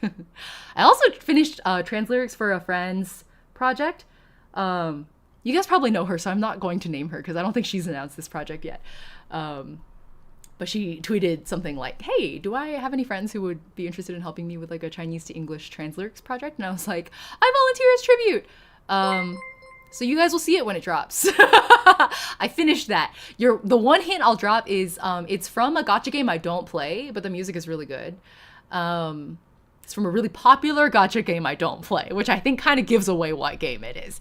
And the song uses really like archaic Chinese. So I learned how ancient Chinese people start, like, you know how we start like when you read like old-timey like Elizabethan English, like, was there a bits earlier? Thank you for cheering, Corin. It's not, I play Genshin Impact, so it's not that one. It might be the other one you guys are talking about. When you read like Elizabethan letters and they start with like, dear so-and-so, like, I pray this letter finds you in good health, like, you know, stuff like that. There's like an archaic Chinese way of saying that, which is 见字如面. I learned the phrase 见字如面 doing this translation because I was looking at it, and then just reading the characters, I was like, I don't know what this is trying to say. Like, it feels really nonsensical. Like, if I did a literal translation of 见字如面, it would be like, dear sister, I pray this letter finds you well type shit. Exactly, Ifity. Exactly. 见字如面 literally translates to, like, sight, text, as if, face. So I was looking at it like, seeing the words are like seeing your face, I guess. And then I looked it up because I was like, this looks like a phrase that's just like probably used in a very specific way. And I was right. And the more accurate translation of it is like, you reading my written words is as if we are speaking face to face. Is like the archaic Chinese version of, dearest sister, I pray this letter finds you well. So yeah, it's quite exactly that kind of vibe. I really want Ying to sing a woo-wah song. Wait, let me hear it. What woo-wah song would you want me to sing? What would suit me? You sound great though, beautiful lyrics. Thank you, Car. I feel a little bad. I'm this phlegmy. I had to like cough so many times, but that's what happens when you try to sing when you're sick. That's also why I haven't recorded for the fake song we just finished writing also, but I hope I will be less phlegmy by hopefully in a few days. I don't know. It's been like a week of this already. Don't know if I've ever shared this. You literally inspired me to start an English version of Given's Fuyu no Hanashi. I actually, have you looked up anyone else's English lyrics? Because there's a few versions out there that I like really love. And one of my favorite things to do when I feel really driven to write an English translation is I'll actually make a point of not looking at anyone else's lyrics until I have written my own. And then I like to cross compare. Because there's always like a few things that I'm hung up on that I'm not super happy about in my translation. Like I didn't quite nail it. And then I'll see in their translation, I'm like, oh my God, like they solved this thing. Or like they approached the problem with a very different mindset and came up with a very different solution. I don't know if I like theirs better, but like it's cool to see an alternative point of view. It's interesting. I don't know. I really like translation in general as an art form is something, I mean, obviously I really enjoy. So the faces of the characters are like to your visage. Well, not quite. It's more like like the act of reading my written word makes it so that it's like we're talking face to face. Like the face doesn't matter too much. It's more so the presence. Like the visage doesn't matter. It's the in-person aspect. The only woo-wah song I'm in love with is Reveries in the Crimson Beyond. Frolova song, Remedies in Crimson. Oh, I think Corin and Sleepy Troll just gave me the same song, but one of you mistyped it. Okay, let's find out who's right. Reveries in the Crimson Beyond. Reveries in the Crimson Beyond. Let's listen to it. I might get muted. Fuck it. I don't care. Seeing the letter is like seeing the person. I think that's how it translates, Agonite. The letters carry your soul. I still think that's too poetically translated, Karma. Like, it's not about the soul either. Maybe the letters carry your presence to me. That could work. It's been a while since the last time that I saw your smile. What a perfect fit. This vocalist is beautiful. Have fallen into place. I've been craving. Well, did you guys know I've in a professional capacity sung for Kuro games before? Is this known? Maybe I'll put it in the Jeopardy board. Like an official Kuro games release. Did you guys know this? There's a Punishing Grey Raven song that I am the vocalist on. The Toma song's for Genshin, Naya. And the Toma song's not an official, that's a Hoyo Fair song, which isn't technically official. But there's a PGR song I'm the official vocalist on. Yeah, it was actually really good. I was a little bit press X to doubt when I first heard the demo because I was like, it sounds a little too similar to another song I won't say, but I think is really obvious if you hear it. And then as the song progressed, I was like, oh, actually, I think I can get behind this, but we'll put it on the Jeopardy. You know, Severus is right. As the Yoing historian, maybe you're gonna win the Jeopardy. Can you say what song? No, they credited me as Ying, I think. It's I'm blanking. among the wolves. Is that what it's called? Hold on. Punishing Gray Raven. Yeah, it's called Among the Wolves. It's the Cerberus song. I'm the official vocalist on the Cerberus song. It's just crazy. There's literally I got to awoo in the song. It was really fun. I was like, they're paying me to awoo. Anyway, I'm gonna keep playing this song. Like moonlight stroking your face, my dear Every. Come home in here, come dance with me in a rosy haze of yesterday. My vocal tone is so different from this vocalist too. Don't drift away, please. Keep me here. That was a chord progression I wasn't expecting. I'll trade anything for you for one more day. Not bad. Not bad. I feel like the woo-wop music in general has been like pretty on point. Yeah. Life barks at you fast. I know, I agree, Karma. I think this singer's vocal style suits this song really perfectly. In the concert, Reveries was one of the better performances. Oh, did they do a very different arrangement for the concert version?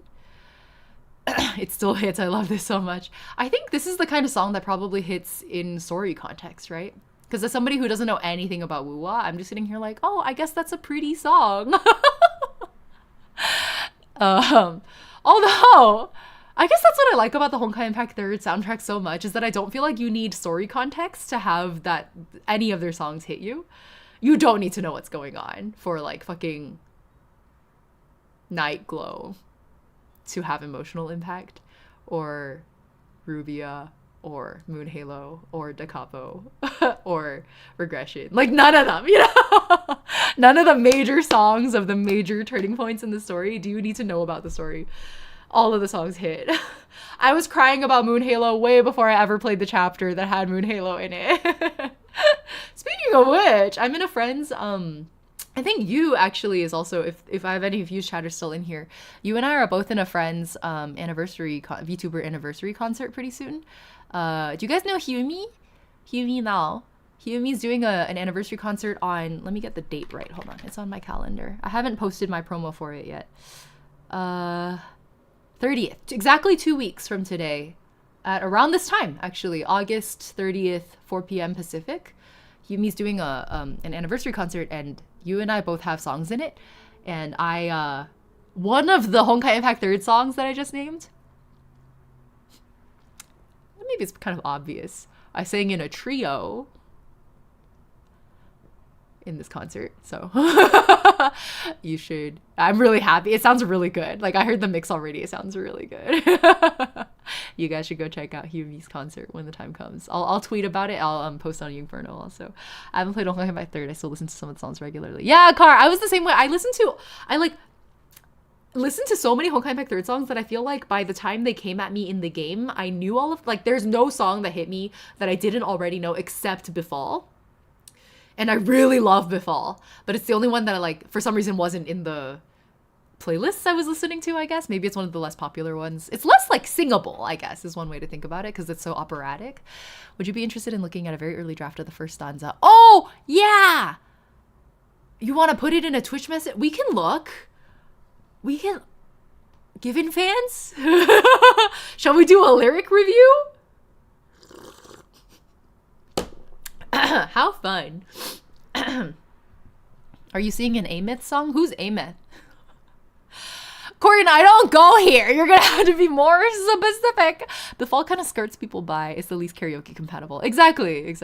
But I love Befall. What a good song. Like, I don't think any of the HI3 songs miss.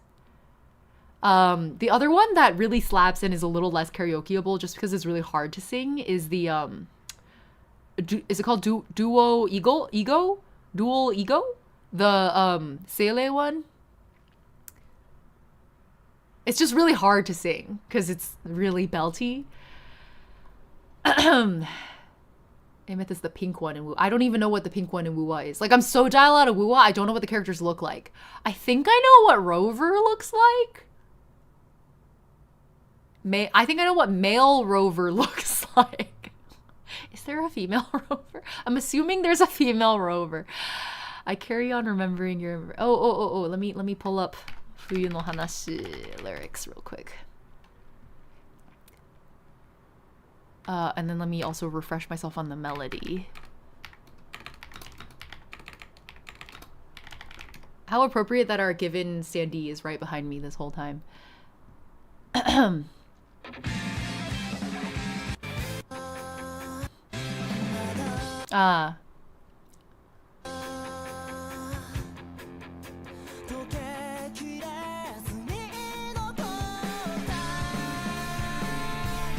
Okay, got it. So then would yours be sung? I carry on, remembering your embrace, that I return by carrying this case amidst the snow that's yet to go away. Oh, okay, I see what you're getting at. I do wonder what rhyme scheme I would have gone for. It's really one of the hardest things about specifically Japanese to English trans lyrics is that you're really baited into doing like a rhyme schemes. So sometimes I try to fuck around with it by doing like AABA instead, just to have some variation. The original Japanese being, hold on, Mada toke kirezu ni nokotta. Oh, my Japanese is not good enough to read all this.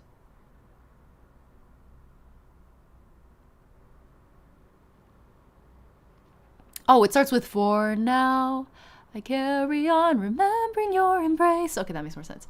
That I return by carrying this case. I feel you're doing a more interpretive approach for your trans lyrics. Because it departs quite a lot from the literal meaning of the song, but I think is embodying the emotion of it, right? No, I think it's more so that the verse, like you're not going line by line. There's like an inversion of order. So, the concept being like, I'm carrying feelings. I continue to carry feelings within me like unthawed snow. Is like kind of what the first verse is saying. And so you've gone with, I carry on remembering your embrace. That I return by carrying this case amidst this snow that's yet to. I would put in a vote for yet to melt away. But when the day finally arrives that I must close this door, what are the words I should say? Yeah, I feel like you nailed it. The only thing is the rhyme scheme, if you feel good about it, which I don't even have an opinion on. So, s'more toppings, brownie with Oreo cookies inside with M&M and ice cream and chocolate shell. Where's this coming from, Kwachi? The interesting thing about all these Chinese games in general is how much the Japanese and English translations diverge from each other when they both start from the original Chinese.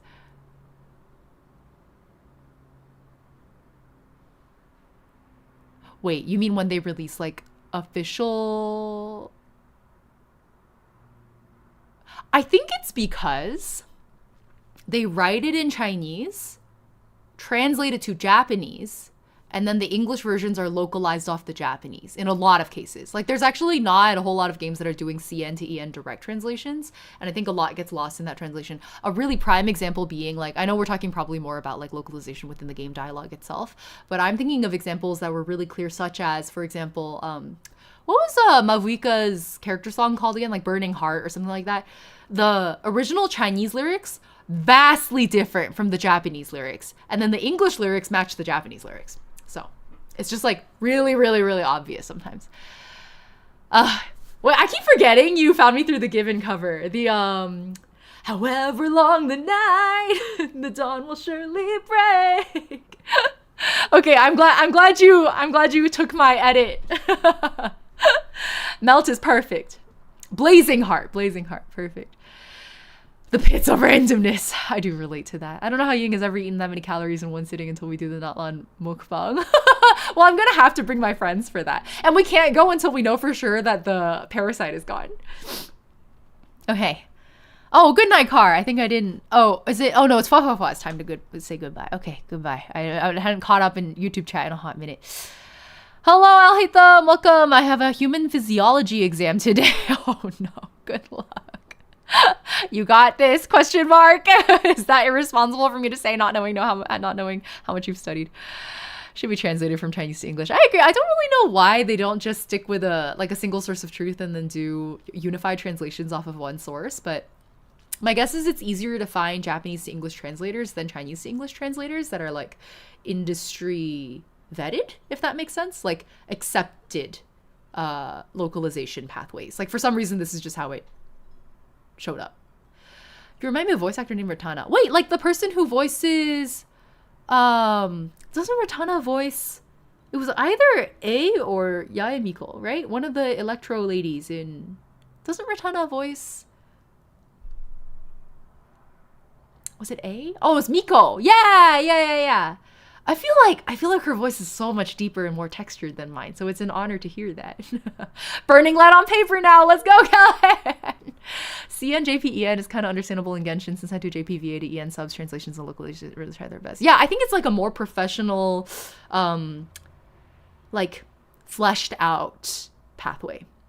JP to EN. And JP to EN is so like staffed that it's just, you know, I can see why it ended up this way. I don't think it's like, it feels weird at first and then you're like, oh, but these are like, you're just utilizing known routes. Bye, Karma. Thanks for hanging out. Oh yeah, A is Anyatko. That's right. I think there's a larger pre-existing market for JP to EN. Yeah, exactly. Because of the anime and games and, I guess it's mostly it. Anime and games. Yeah. I don't know that we have a particularly well-developed market for like novels. Maybe light novels a little bit. Manga. Not so much for things like songs, huh? Yeah. Anyway, how's Sapporo? She's been mostly avoiding me today because I was vacuuming and it scared her. She seems fine. I recently, oh my god, did I tell you guys about our cat litter debacle? Like really went through it. We've been trying to transition her to pine pellet litter because it's easier to clean and doesn't like she can't kick it all over the place. I have one of her litter boxes is like in my bathroom and let's just say it's large enough and it's in the doorway and it makes everything really grainy on the floor. There's a lot of like scattered litter on the floor. So it's quite annoying when I wake up at like 2 a.m. to go piss, girl. And then I step straight in cat litter and then I have to wash my feet before I get back in bed. Like, this is the worst feeling ever. So we're trying to transition to a type of litter that doesn't do that as much, doesn't scatter as much. And then she wouldn't start using the pine litter out of nowhere. She's very addicted to the clay litter. So we started doing a thing where we scattered a little bit of pine litter over the clay litter to sort of transition her towards it. And then if you are a cat owner, never do this, okay? Because I'm realizing now that this was doomed from the beginning. Because the way that pine litter works is, oh, thank you for a hydrate reminder. Yeah, why are your hydrate redeems not? Well, you're so right. The alert is fully, I see it in my alerts dashboard, but it's not triggering the alert. That's strange. All right. Thank you for putting it in chat also. What was I saying? Oh, the way pine litter works is there's like pine pellets, right? And then the pellets, when the cat, hopefully not you. Sorry, just imagine someone stooping over a cat litter box like it's one of those like Asian squat toilets.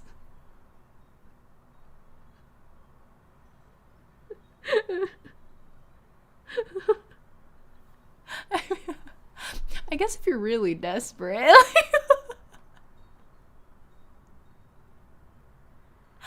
Anyway, sorry. What was I saying?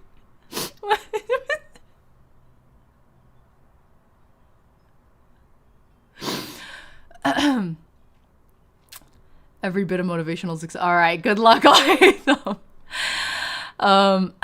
Humans, please don't pee in cat litter box. Not recommended. Our new cat was named Pumbaa because she came to us alongside a little litter mate that we then named Timon, but then we only now realize that she's a she. Oh my god, that truly is the cat. The cat thing was not knowing what gender they are, what sex they are. Unfortunately, she now answers to Pumbaa, will not accept the name change to Nala. That's what you get for trying to assume your cat's gender. That cat is trans now. You don't have a say in it. Right, so about the pellets. When a cat, not you, when a cat pees on the pine pellets, the pellets disintegrate into like a powder, and so the powders are what's holding like the piss, and then the non, what's the word I'm looking for? It's like integral, the non-disintegrated. I guess you can't say integrated to mean not disintegrated. That's not a way we use that word.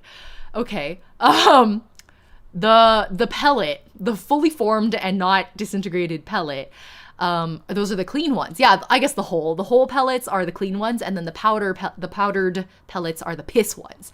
And unfortunately, if you put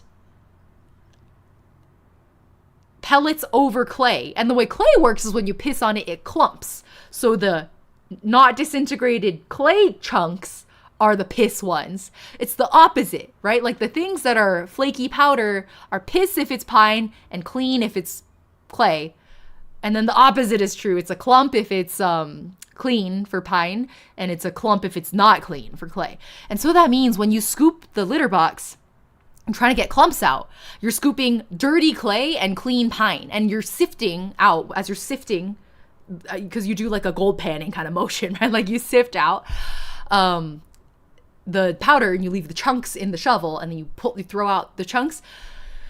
You end up with all of the piss dust falling out and then staying with the clay.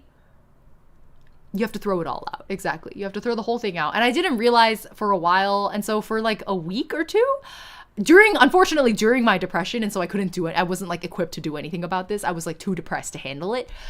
To add insult to injury, during my 2 to 3 weeks of fairly bad depression, I was just smelling cat piss nonstop. Like it just reeked of cat, not litter, but cat piss. Permanent piss smell. And I was like, it took me a few days before I realized what was happening, and then a few more days for me to emotionally accept the thought that I have to throw out all of the litter, because it's a huge litter box. Like there's a lot of clean clay in there that I'm throwing away, and it's very heavy. And then I was just like, I'm too depressed for this. So for a week, I just lived in the smell of cat piss. I fucking couldn't, dude. I was like, this depression wasn't so bad that I wanted to kill myself, but now I want to kill myself. Anyways, take it as a warning. If you're transitioning from clay to pine pellets, there is a way to do it. You want it to be majority pine pellets and just a little bit of clay at the bottom. And then what you do every time is you like sift out, use the like sifting trays, and you sift out all of the pine pellets and all of the clay. Like all of the clay has to go every time you clean the litter box. So it's just a little bit of clay to have the smell sort of coax them to use the litter box. I went back to 100% clay. I was like, I can't do this. I would rather step in scattered clay on my bathroom floor. But I'm thinking, did you guys know there's like tofu cat litter?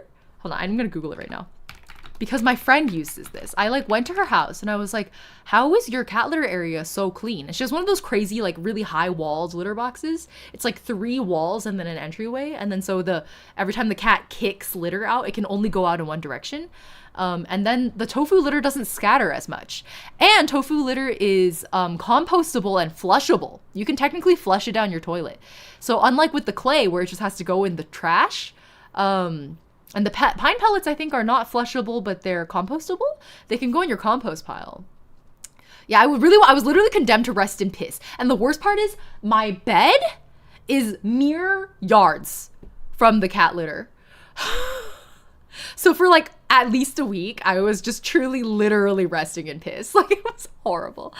But yeah, they make there's a few brands that make tofu based cat litter.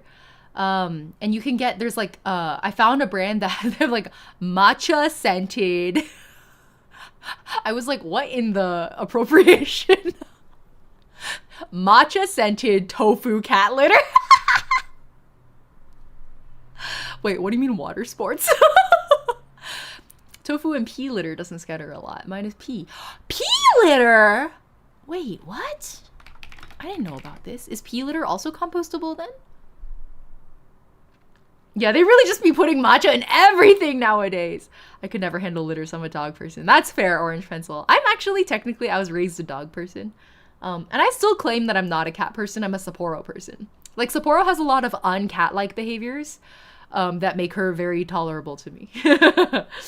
Pea husk. What? Pea husk cat litter? And it's pretty cheap. Did you have to do anything to transition, or did you, like, always use? It doesn't stick to their paws. Sapporo, we're talking about you literally right now. Is that why you came? Do you want to come hang out? You want to come here? You want to come here, Sapporo? Want to jump up?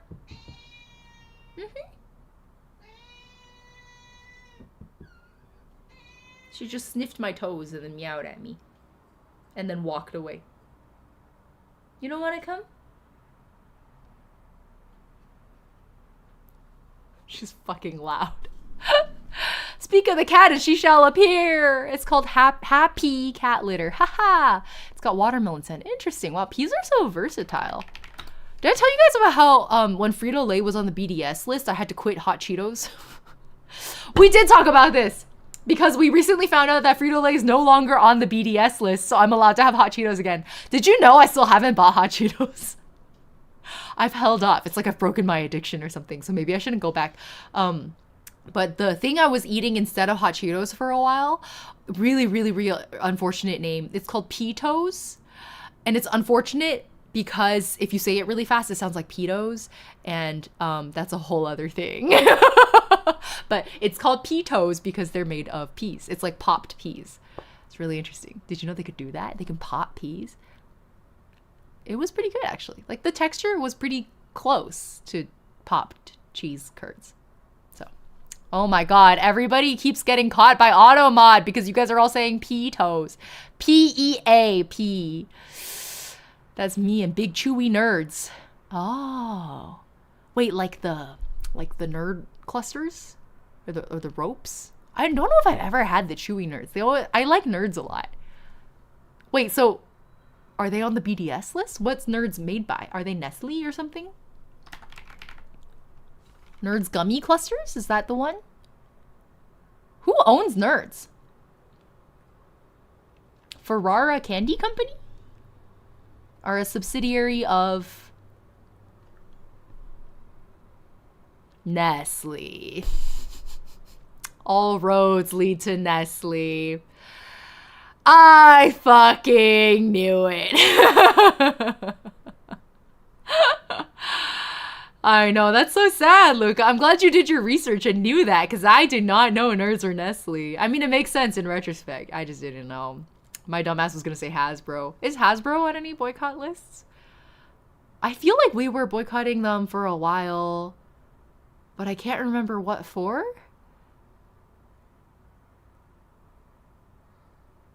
Because I distinctly remember wanting to buy a D&D 5e player's handbook. And then going like, wait, I can't because we're boycotting Hasbro. And then now I can't remember why. Nestle does buy everything. Oh my god, but the good news, did you guys know Nestle sold Blue Bottle, the coffee company? And I loved past tense Blue Bottle. And then when they were acquired by Nestle, I was such a fan. I had like pins and buttons and stickers and stuff. And I had to like peel off my Blue Bottle stickers and unpin my Blue Bottle pins. Like, it was dramatic. I got really dramatic about it. They sold it. Do you know who bought Blue Bottle? Chinese coffee giant Luckin. Luckin bought Blue Bottle. Life is so good. Good things come to those who wait. Nestle? Oh, is it Nestle? I don't know. I've always just said Nestle, but I have no idea. I think Americans say Nestle. I don't know. I don't know if there's an official pronunciation. They do have this, yeah, it's like the E with the little accent marker on it. I have no idea. I don't know. I think they were trying to make it so they'd make money off of everyone making D&D content or some stuff like nasty. Oh, like IP stuff? Dude, imagine. It's like if Dimension 20 had to pay them royalties, basically, is the idea. Or like, what's Matt Mercer's show called? Critical Role, I think. I don't know if I told you before, I recently interacted with a creator in a TikTok live stream chat, and she happens to be a very handsome tomboy with short hair and everything. Had to use a translator because she's based in Osaka. Wait, wait, a Japanese handsome tomboy TikTok streamer? That sounds like I shouldn't be allowed in that chat. I'd get parasocial so fast.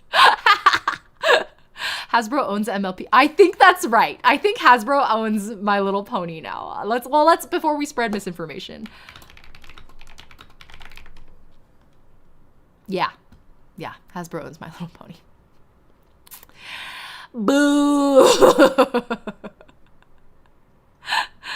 Yeah, I just realized, actually, we were talking about Critical Role, and I was like, wait, all these, it just hit me that I'm about to run out of Intrepid Heroes content, and I was like, really worried. So I've been like saving.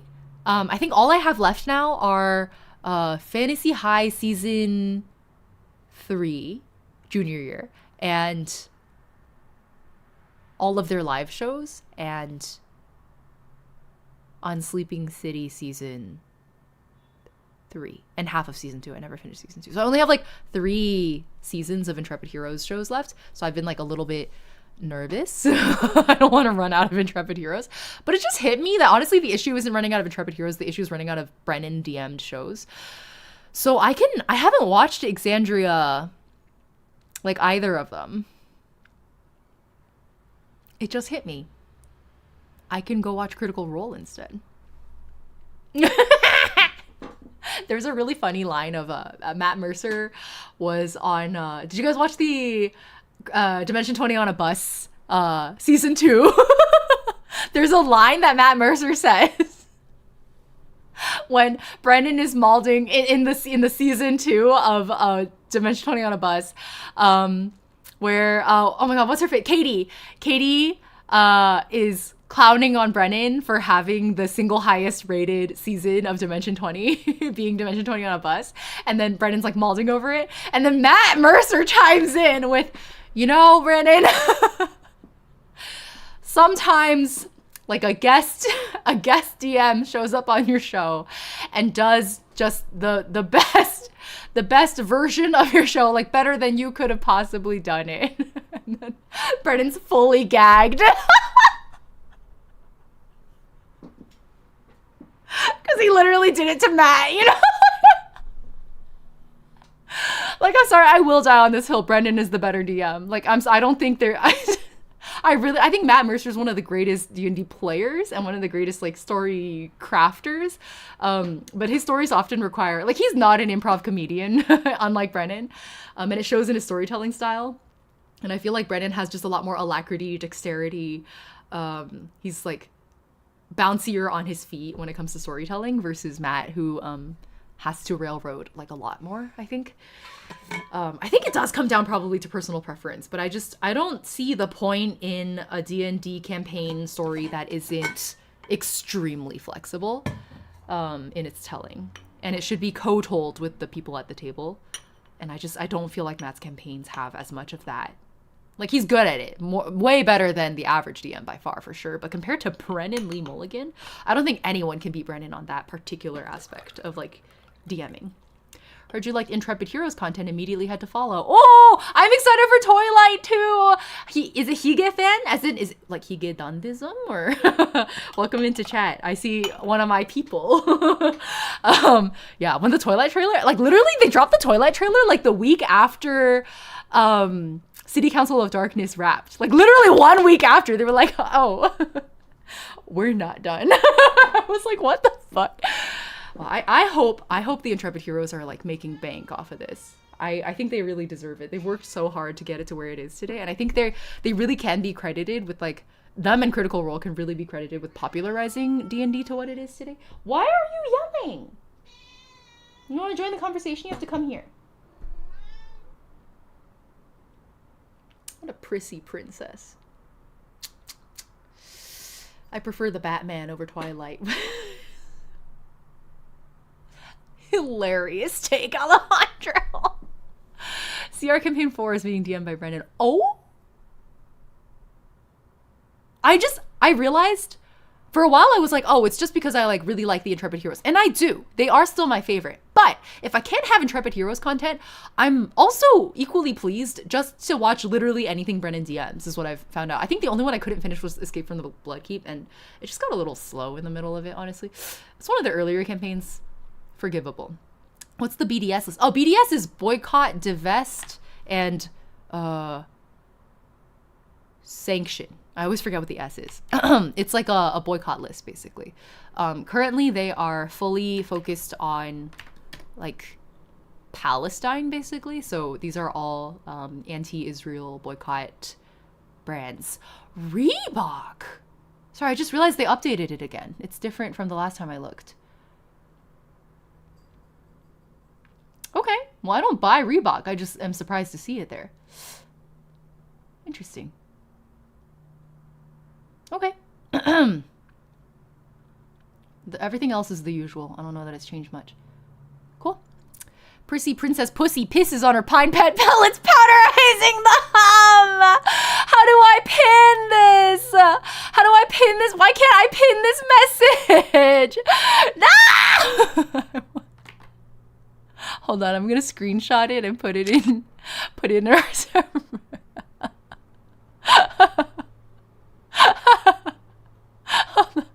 That's Corin out here. Poetry. Prissy Princess Pussy pisses on her pine pet pellets, powderizing them. Absolute cinema.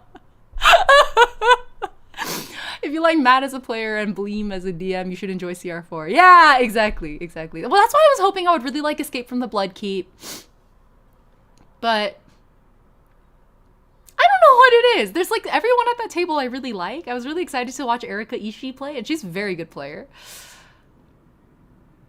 But somehow it just wasn't hitting.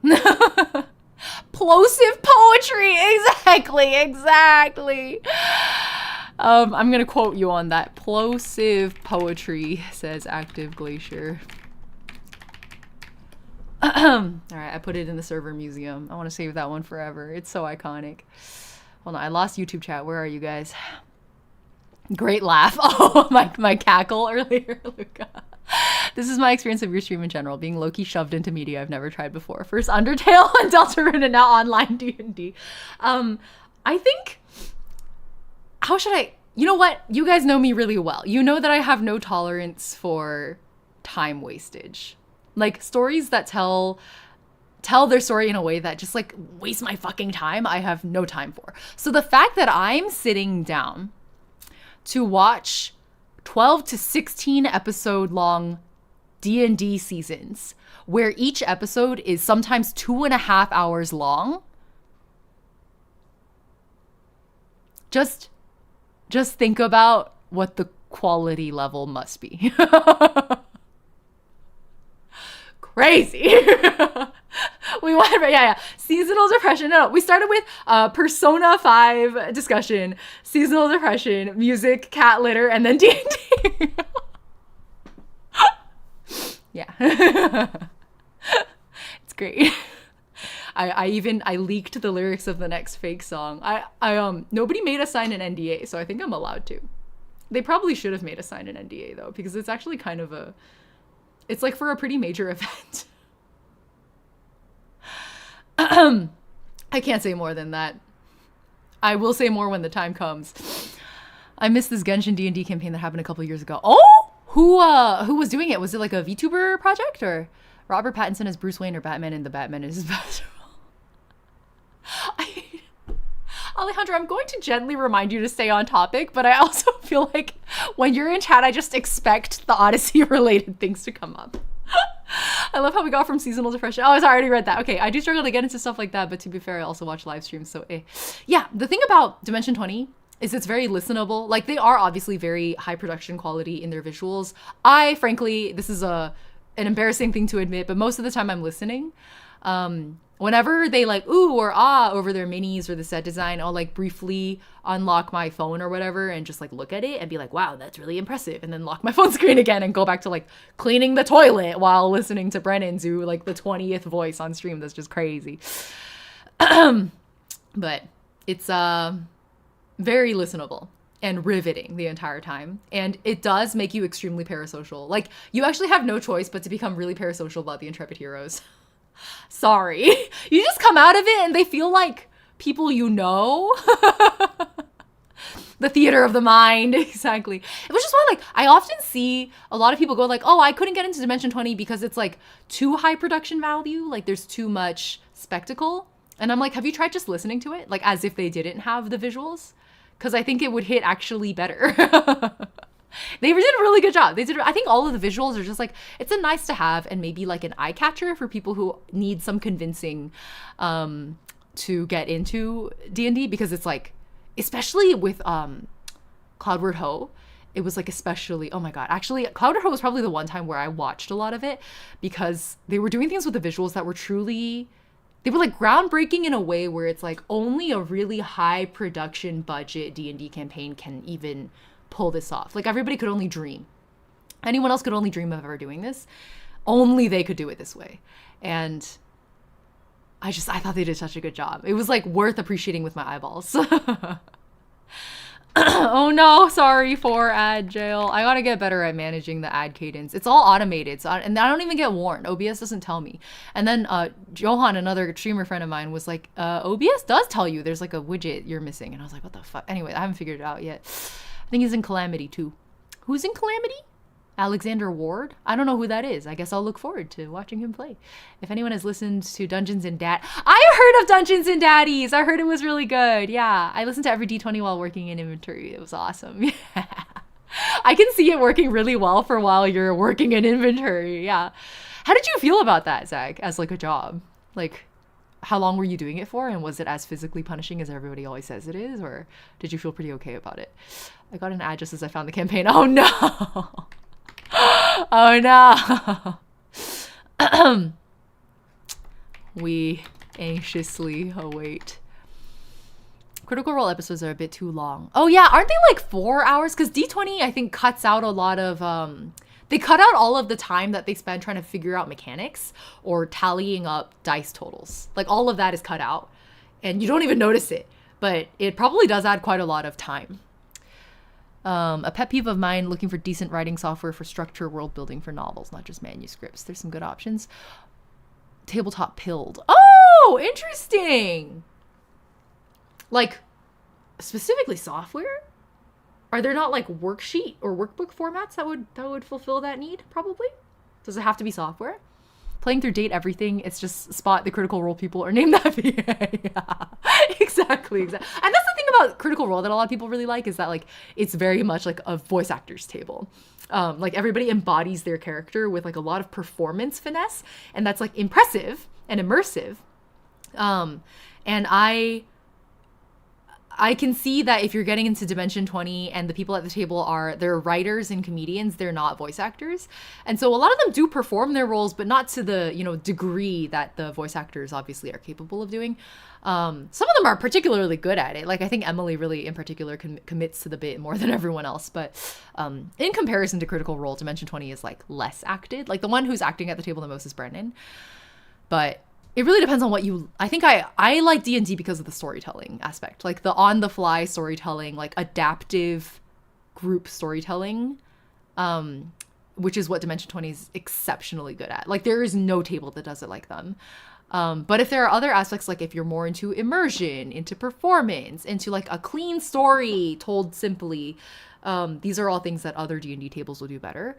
But Dimension 20 is very much like, that's a group of improv comedians and writers, and it really shows in the ways that it's like they're co-writing live in front of you, and I feel like it's really impactful in that way. Like the moment that really convinced me was the first season I watched was Never After.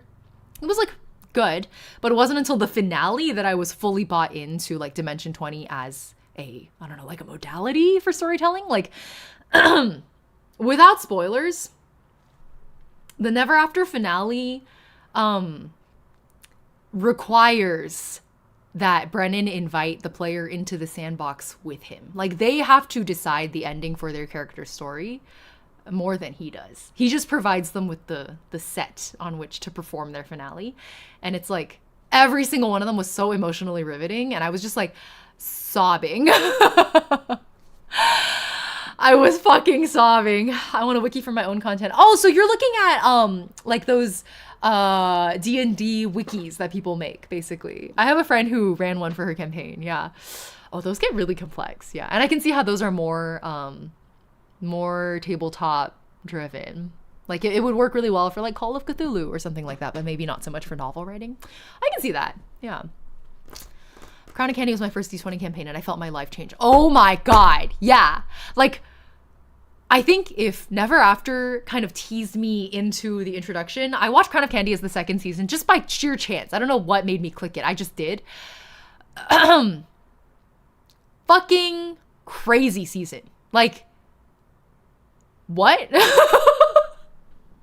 What the fuck? After watching Crown of Candy, I was like, maybe I never have to watch Game of Thrones. Like, I'm just never going to need to. It was everything Game of Thrones wishes it were. Hello there, random YouTube person who randomly appeared on my feed. Hold on, let me try to read your name. Abhijit Singh Kushwa? Welcome in. Welcome, random chatter, for seeing me on your feed. I realize I haven't been paying attention to the YouTube like control panel. I don't even know how many people are in our... Oh, we have wow, okay. There's quite a lot of you here today, actually. Hello. I wish I could play some D&D, but I don't have any real life friends to play with. Oh, I play D&D almost fully online. Yeah, most of my online friends live in the US. Oh, sleep schedule is a problem. But I've played with friends in Europe before, and you basically need like usually Friday evenings work really well, because it'll be Friday evening in the US and then Saturday morning in the EU. And so, or afternoon sometimes. So it works out really well if you don't mind losing a Saturday morning or afternoon. Yeah. Because it's usually, each play session is usually like 3 to 4 hours long at least, right? It's 1:18 a.m. Do you need to go to bed? Last episode of the Genshin D&D campaign was 3 years ago. I miss it low-key. Roll to Ascend. Oh! Ooh, okay, I will definitely check that out. Thank you for the recommendation. I realized like I've wanted to check out more... I wanted to check out more like themed D&D, like almost like homebrewed D&D campaigns set in like custom worlds. Because I had a friend who was playing a MDZS style, like Taoist cultivation, Chinese high fantasy context tabletop campaign under a D&D 5e system that was like homebrewed to hell. And I was like, I think they just played it as a one shot, but I was like, I would watch a whole season of that. Like if the DM was good enough, I would, that sounds so fire. Like an MXTX inspired. Fucking, that would go so hard, wouldn't it? I think it would be so good. Imagine D20 overall ending in Sam Reich emerging from under the table and saying, and I've been here the whole time. Okay, for real though, my biggest challenge recently has been I've convinced my high school best friend to finally watch Dimension 20. Like, they're fully convinced on Dimension 20 now. So I've won that battle. The next battle I have to win with them is convincing them to watch other Dropout shows. What show would you start them on? I considered just choosing Game Changer or Make Some Noise episodes that are already featuring members of the Intrepid Heroes cast, in particular, like Lou Wilson, Zach Oyama, constant regulars, right? Like Shaban, you don't see around as much. Emily, definitely not. Murph also.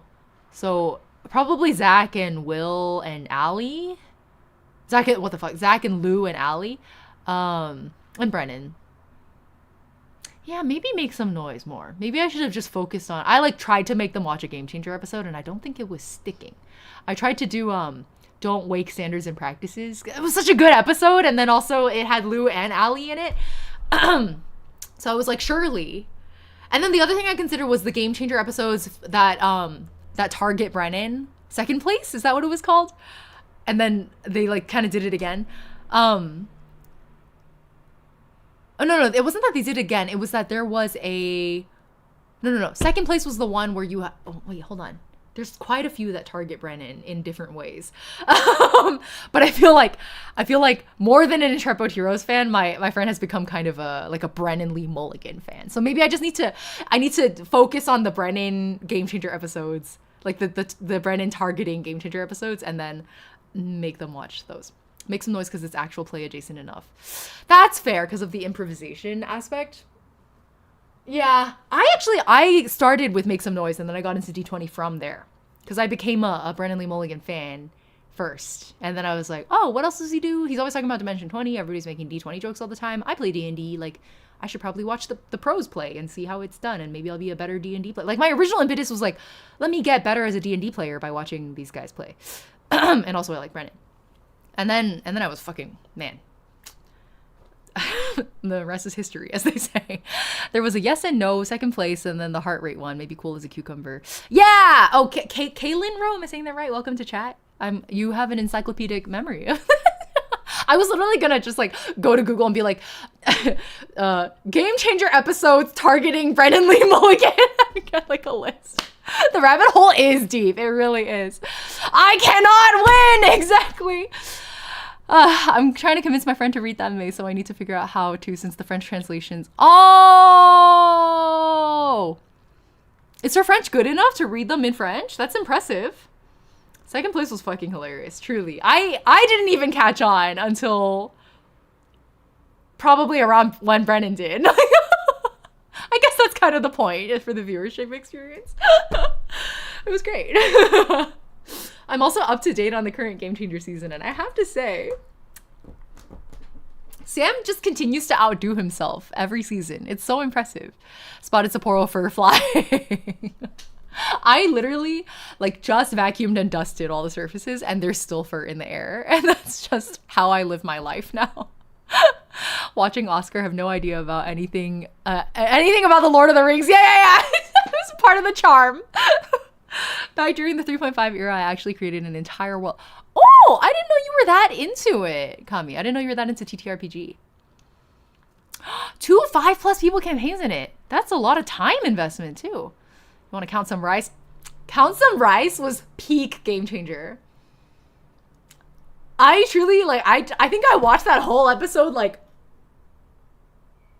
just permanently with that expression. Pissing for our lifestyle, exactly. Tomcat Dispose, welcome in. Hello. Are you at all aware of NTE? What NTE? Wait, when you say NTES, do you mean like NTEs? NTE possessive existence? Like the K-pop group? The one with the PA. Oh, yeah. Noisome Makes. Noisome Makes, I also... You know how when you watch, you like the K-pop group, right, Corin? Anyway, sorry, I was in the middle of a thought. It was like science has proven that when we laugh out loud, it's like usually socially. Like even when we find something funny, generally speaking, it like at most shows on our face a little bit. We don't usually laugh out loud when we're alone and we see something funny. Noisome Makes, I was like, point of order. You guys are right. Good call. That's correct. Point of order for Corin. But also, I don't know. Like when a regular starts going off topic, I sometimes assume they're gonna come around to something. You know what I mean? Noisome Makes. I was sitting in my living room and like I think audibly guffawed like multiple times. I was like,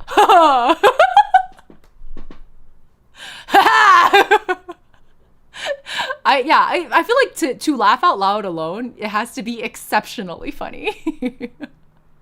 You cackle alone a lot, Beyonce? That's rare. It's not common. Most laughing happens socially, is what the science has shown us. I was able to DM a couple of friends who've never played D&D. Ooh!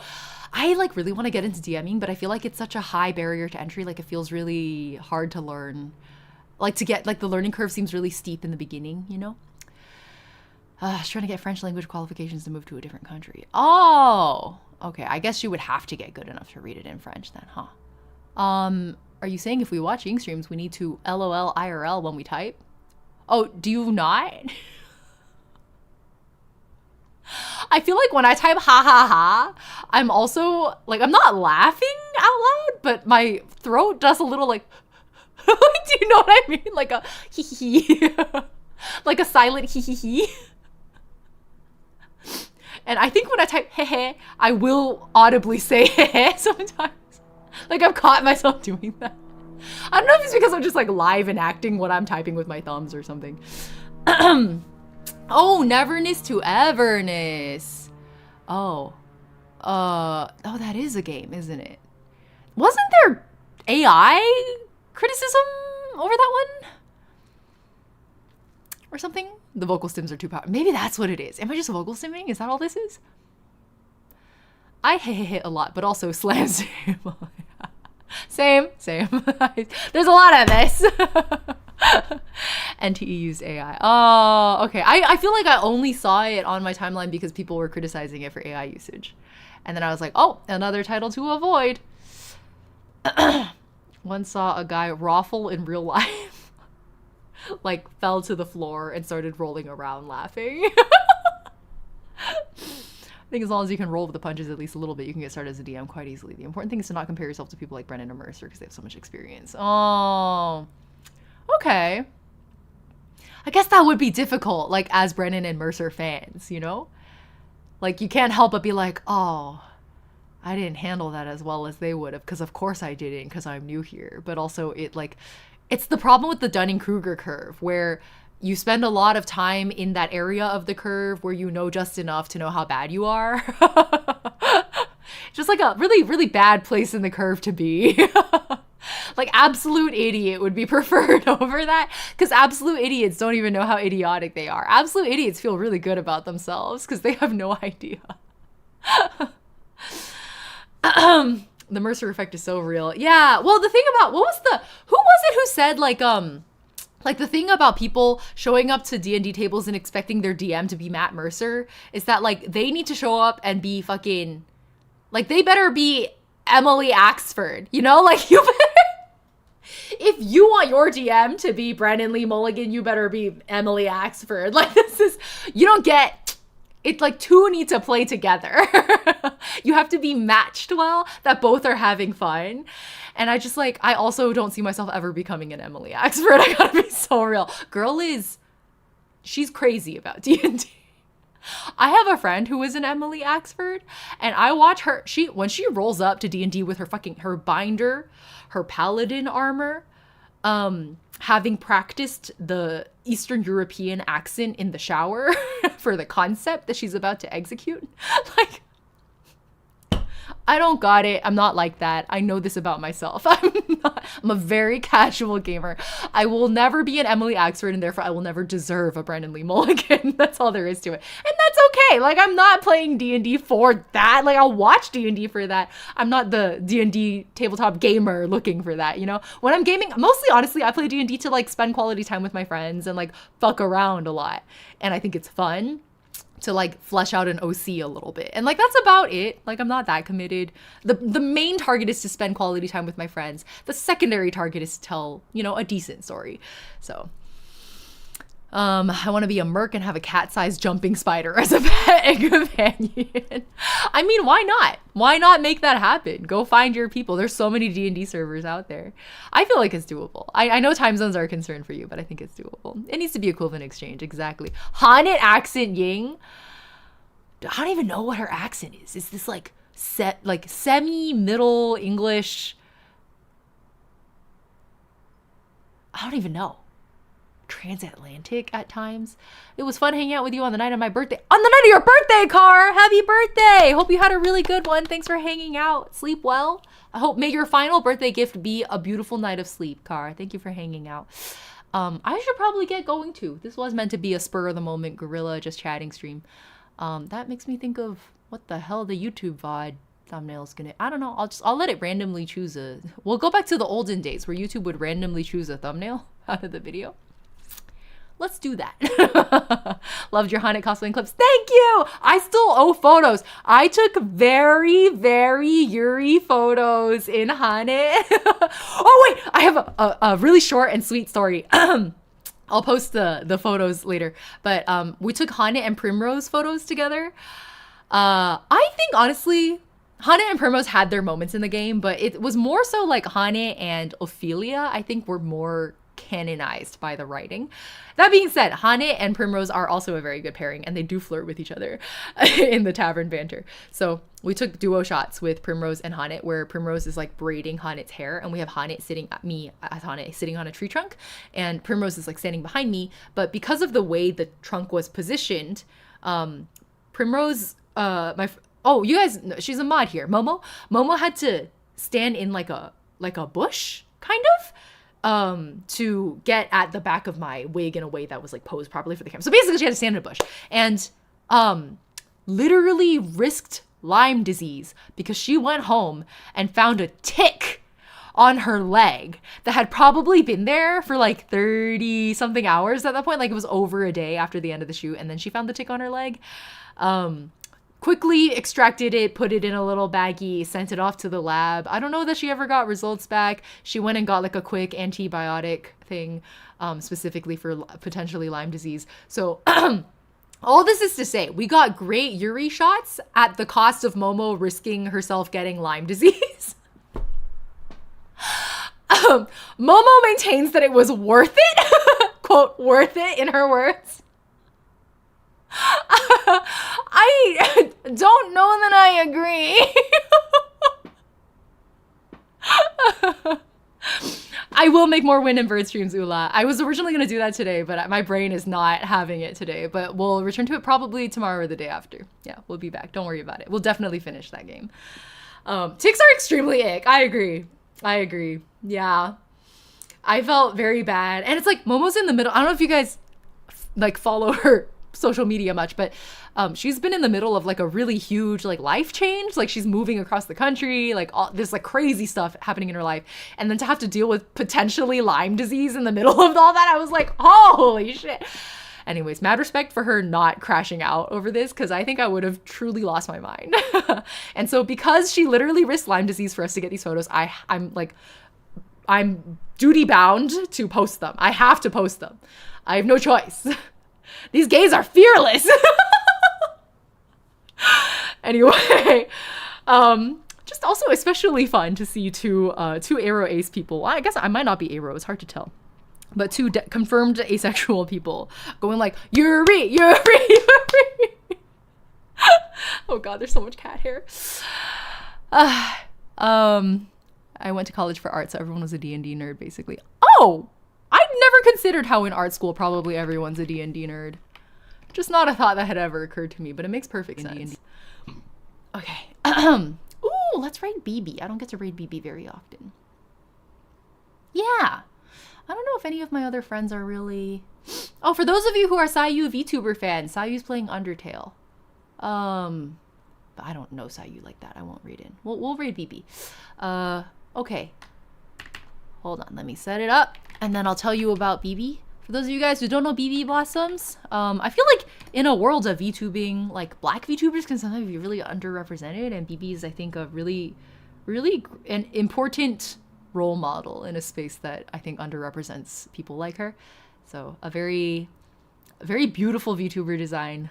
Please say hi to her for me. She's also a small business owner. She makes a lot of like disability support apparel, so like compression socks, compression gloves, wrist braces, things like that, but in like cute designs, so that when you wear these kinds of things you don't have to be ugly. Yeah, I agree. I think it's important that we like, I think, uplift people when we see them representing in spaces where we wish there were more representation. Does that make sense? So in all of the ways, please send BB my love. Thank you for hanging out with me for an impromptu Gorilla Just Chatting stream. We haven't done one of these in like probably a year, so I'm really happy we did. I'll try to bring them back more regularly. Maybe more. I think Sundays are a really good time to do this kind of thing, so maybe we'll do that more. Okay, whether it's morning, afternoon, evening, have a wonderful time of day. I'm gonna start changing up my hearts. Have a wonderful time of day. I will see you all next stream. I don't know when that is. Probably Tuesday. Probably Tuesday. Okay. Thank you for hanging out. Bye-bye. Bye-bye.